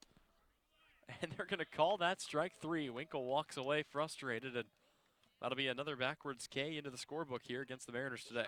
A backdoor breaking ball from Ingebrigtsen just catches the bottom half of the strike zone on the outside corner, and it's a pretty big out for Ingebrigtsen after giving up the leadoff hard-hit single from Max Marshak. And again, Ingebrigtsen has not thrown over once at Max Marshak, and he's pretty much just stayed put over there. So a really short lead for him. Notice that as well. He's not taking a very aggressive lead right now. This pitch is going to be swung on and fouled away by Hal Hughes, who today is 2 for 3 with a couple of singles. He continues to swing a good bat over the course of the last couple weeks. Gatemen have struck first against the Hyannis Harbor Hawks. Wareham on top 1-0 in the top of the 4th. So another Western matchup going on, and at this point we're wondering whether or not Hyannis will even get to 10 wins on the season, as this pitch to Hughes will miss outside, count even at 1-1. I mean, Hyannis is having a historically bad season. I don't think I remember any team in the Cape League having a season this bad, as if they lose today, they will be 7-30-1 as the 1-1 pitch misses low here to Hal Hughes. Yeah, just a remarkably inept season for the Hyannis Harbor Hawks, and a lot of that hinges on the fact that they just haven't gotten the pitching that they really need at this level. I mean, they have some really good bats in that lineup, including Hunter Goodman, but if you don't have any pitching, what chance do you have? They've got the RBI leader in the Cape, but no pitching to go with it as this ball is taken foul down the right field line. So the count goes 2-2. A good play made by a fan out there in foul territory as the stadium erupts with applause, and it'll be a 2-2 count again here on Hal Hughes, who looks to continue the inning for Harwich. 1 away, runner on. They trail it 13-5 here in the 8th. Sun beginning to set behind us here at Red Wilson Field, and again, darkness is a factor with the house out in right field. There is a possibility of a dark out as this pitch misses high and away. The count goes full here on Hal Hughes, who continues to work long at bats, Colin. Yeah, and that's how the Mariners have really done over the last few innings. They've made the YD Red Sox pitchers throw a lot of pitches, but just haven't had the results that they had in the first 3 innings. So with a 3-2 count, Gordon Ingebrigtsen comes to the belt. Here comes the payoff once again. And once again, it'll be fouled away back towards the parking lot. So 2 consecutive at-bats going past 5 pitches here, as this will be the 7th pitch of the at-bat coming up on Hal Hughes. Hughes digs in. Ingebrigtsen looking for another put out here. Infield at double play depth for the Red Sox. The 3-2. This one's chopped to third down the line. It'll be picked up. They'll go for 1. So going across the diamond was Riley King. He's able to retire Hal Hughes, and Max Marshak moves up to second. Yeah, just the easy play for King. It was kind of in between hops, but another lengthy at-bat for Hal Hughes. At least he's making him throw a ton of pitches, and he's been able to put the ball in play all 4 times and picking up 2 hits. So Hal Hughes continues to get better and better at the plate, as it'll be Corey Acton at the plate, and into the on-deck circle steps Riley Tirada. Yep, a pair of strikeouts on the day for Corey Acton, but he did reach on an error and came around to score during Harwich's big 3rd inning. So with a 1-0 count, it will be Acton digging in from the right side. Gordon Ingebrigtsen so far has not conceded a run, but there is a runner in scoring position, and it's the fastest guy on the Harwich roster. The 1-0 pitch, that'll miss outside, and the count goes 2-0 here on Corey Acton. As you mentioned, Riley Tirada, the ex-YD Red Sox, standing on deck in case he's needed. Harwich trying to avoid making the last out here with 2 away in their half of the 8th. Here comes the 2-0. Acton, pretty good swing on that one, sends it to center field. That's going to drop. Marshak is waved around. It won't even be close. He will be in standing up, and it's an RBI single for Corey Acton, who continues to shine here in the latter half of the season. Yep, that's back-to-back games now with at least some sort of offensive production from Acton. He had a walk and a stolen base in the 3rd inning of yesterday's game, came around to score, and this time he scores in the 3rd once again, and in the later innings he drives in a run, and we'll see if another guy who's kind of blossomed over the last couple of games against YD, Riley Terada, can do the same.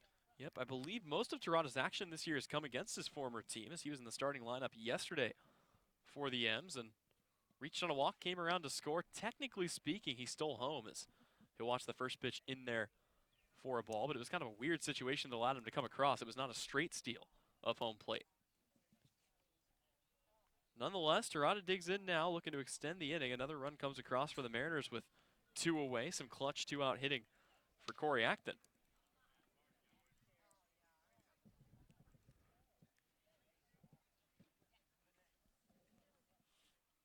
That now makes 28 of the last 52 Harwich Mariners runs with 2 outs. One of the stranger numbers that we've discovered throughout the course of the season. The 0-2 pitch to Riley Terada. And he will send this one weakly to second. It'll be picked up by Yeager, who throws on the first in time for out number 3. So we go to the home half of the 8th. Still a 13-6 lead here, but Harwich able to get 1 run back. When we come back, it'll be YD looking to return the favor here on the Harwich Mariners YouTube network. Sweet tomatoes.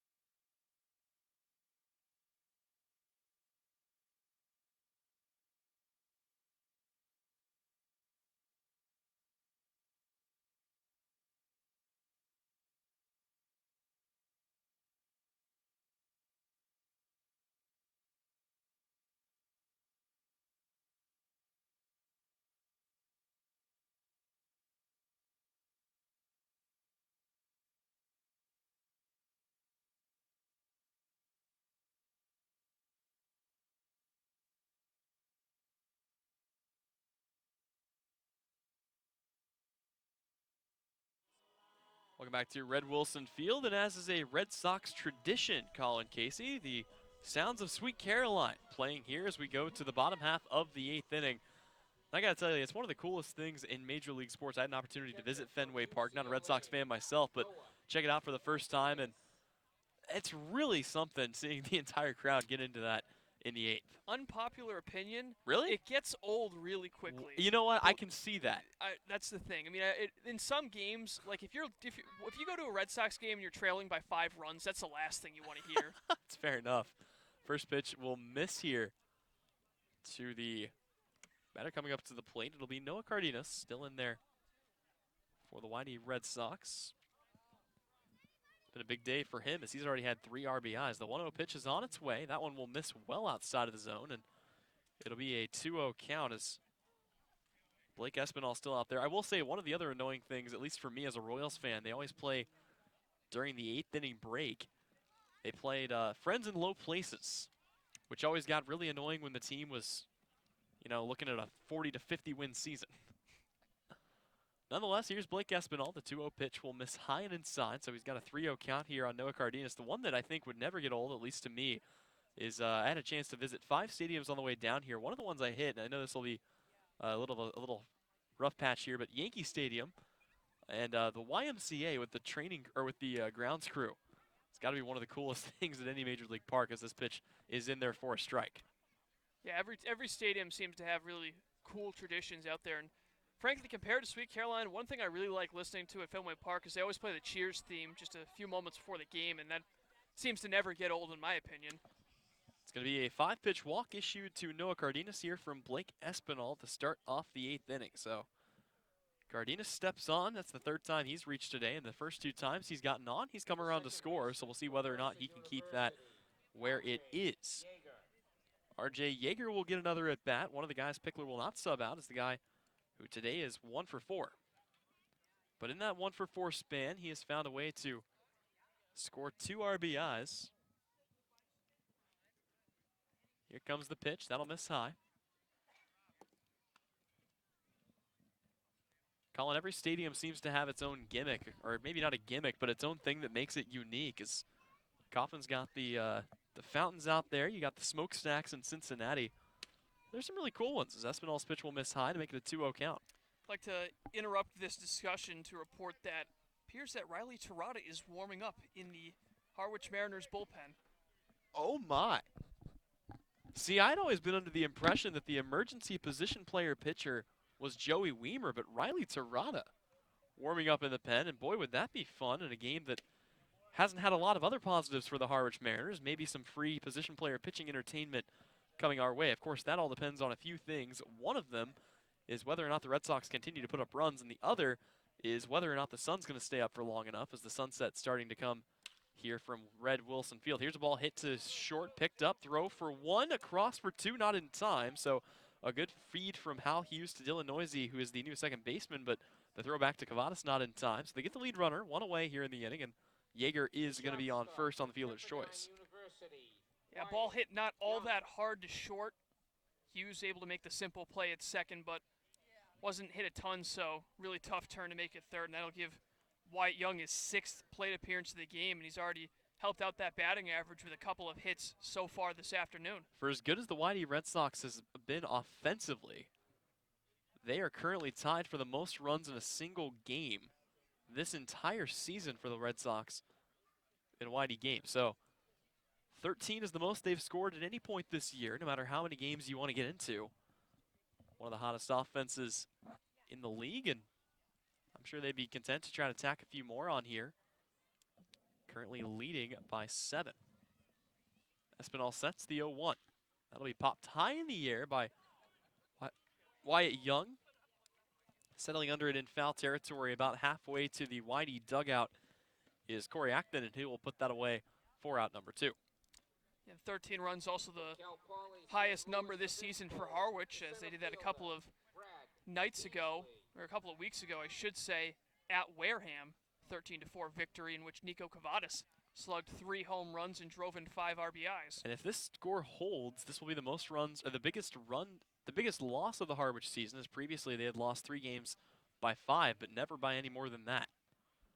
First pitch from Espinal will miss outside to Brad Beasley, who has had a couple of hits and a run scored today. He is 2 for 5. And he has a 1-0 count here with RJ Yeager at first. The 1-0 pitch. That'll miss high, and the count goes 2-0. Yeah, not really sure if we're going to be able to get in this final inning. It'll be at the discretion of the umpires, as things are really starting to slowly get dark out here. But you can see the ball okay from here, but it's a lot different when you're seeing it from the batter's box. Certainly is. Here comes the 2-0. And that'll be down low, so the count goes 3-0 here. And the one other factor that may play into whether or not the umpires call this is the fact that it's really not all that close at this point. A 7-run deficit the Mariners would have to overcome, and if they were to do that, it would take enough time that by then you wouldn't be able to see anything at all. And they do subtract to the nearest full inning, so it makes a lot of sense that the game will likely be called after this half inning.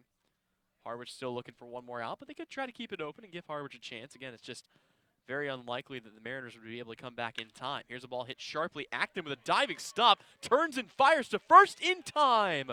Corey Acton with a stellar play at third base, and that will end the 8th inning. We will step away. When we come back, we'll see whether or not we're playing the 9th inning of baseball here on the Harwich Mariners Radio Network.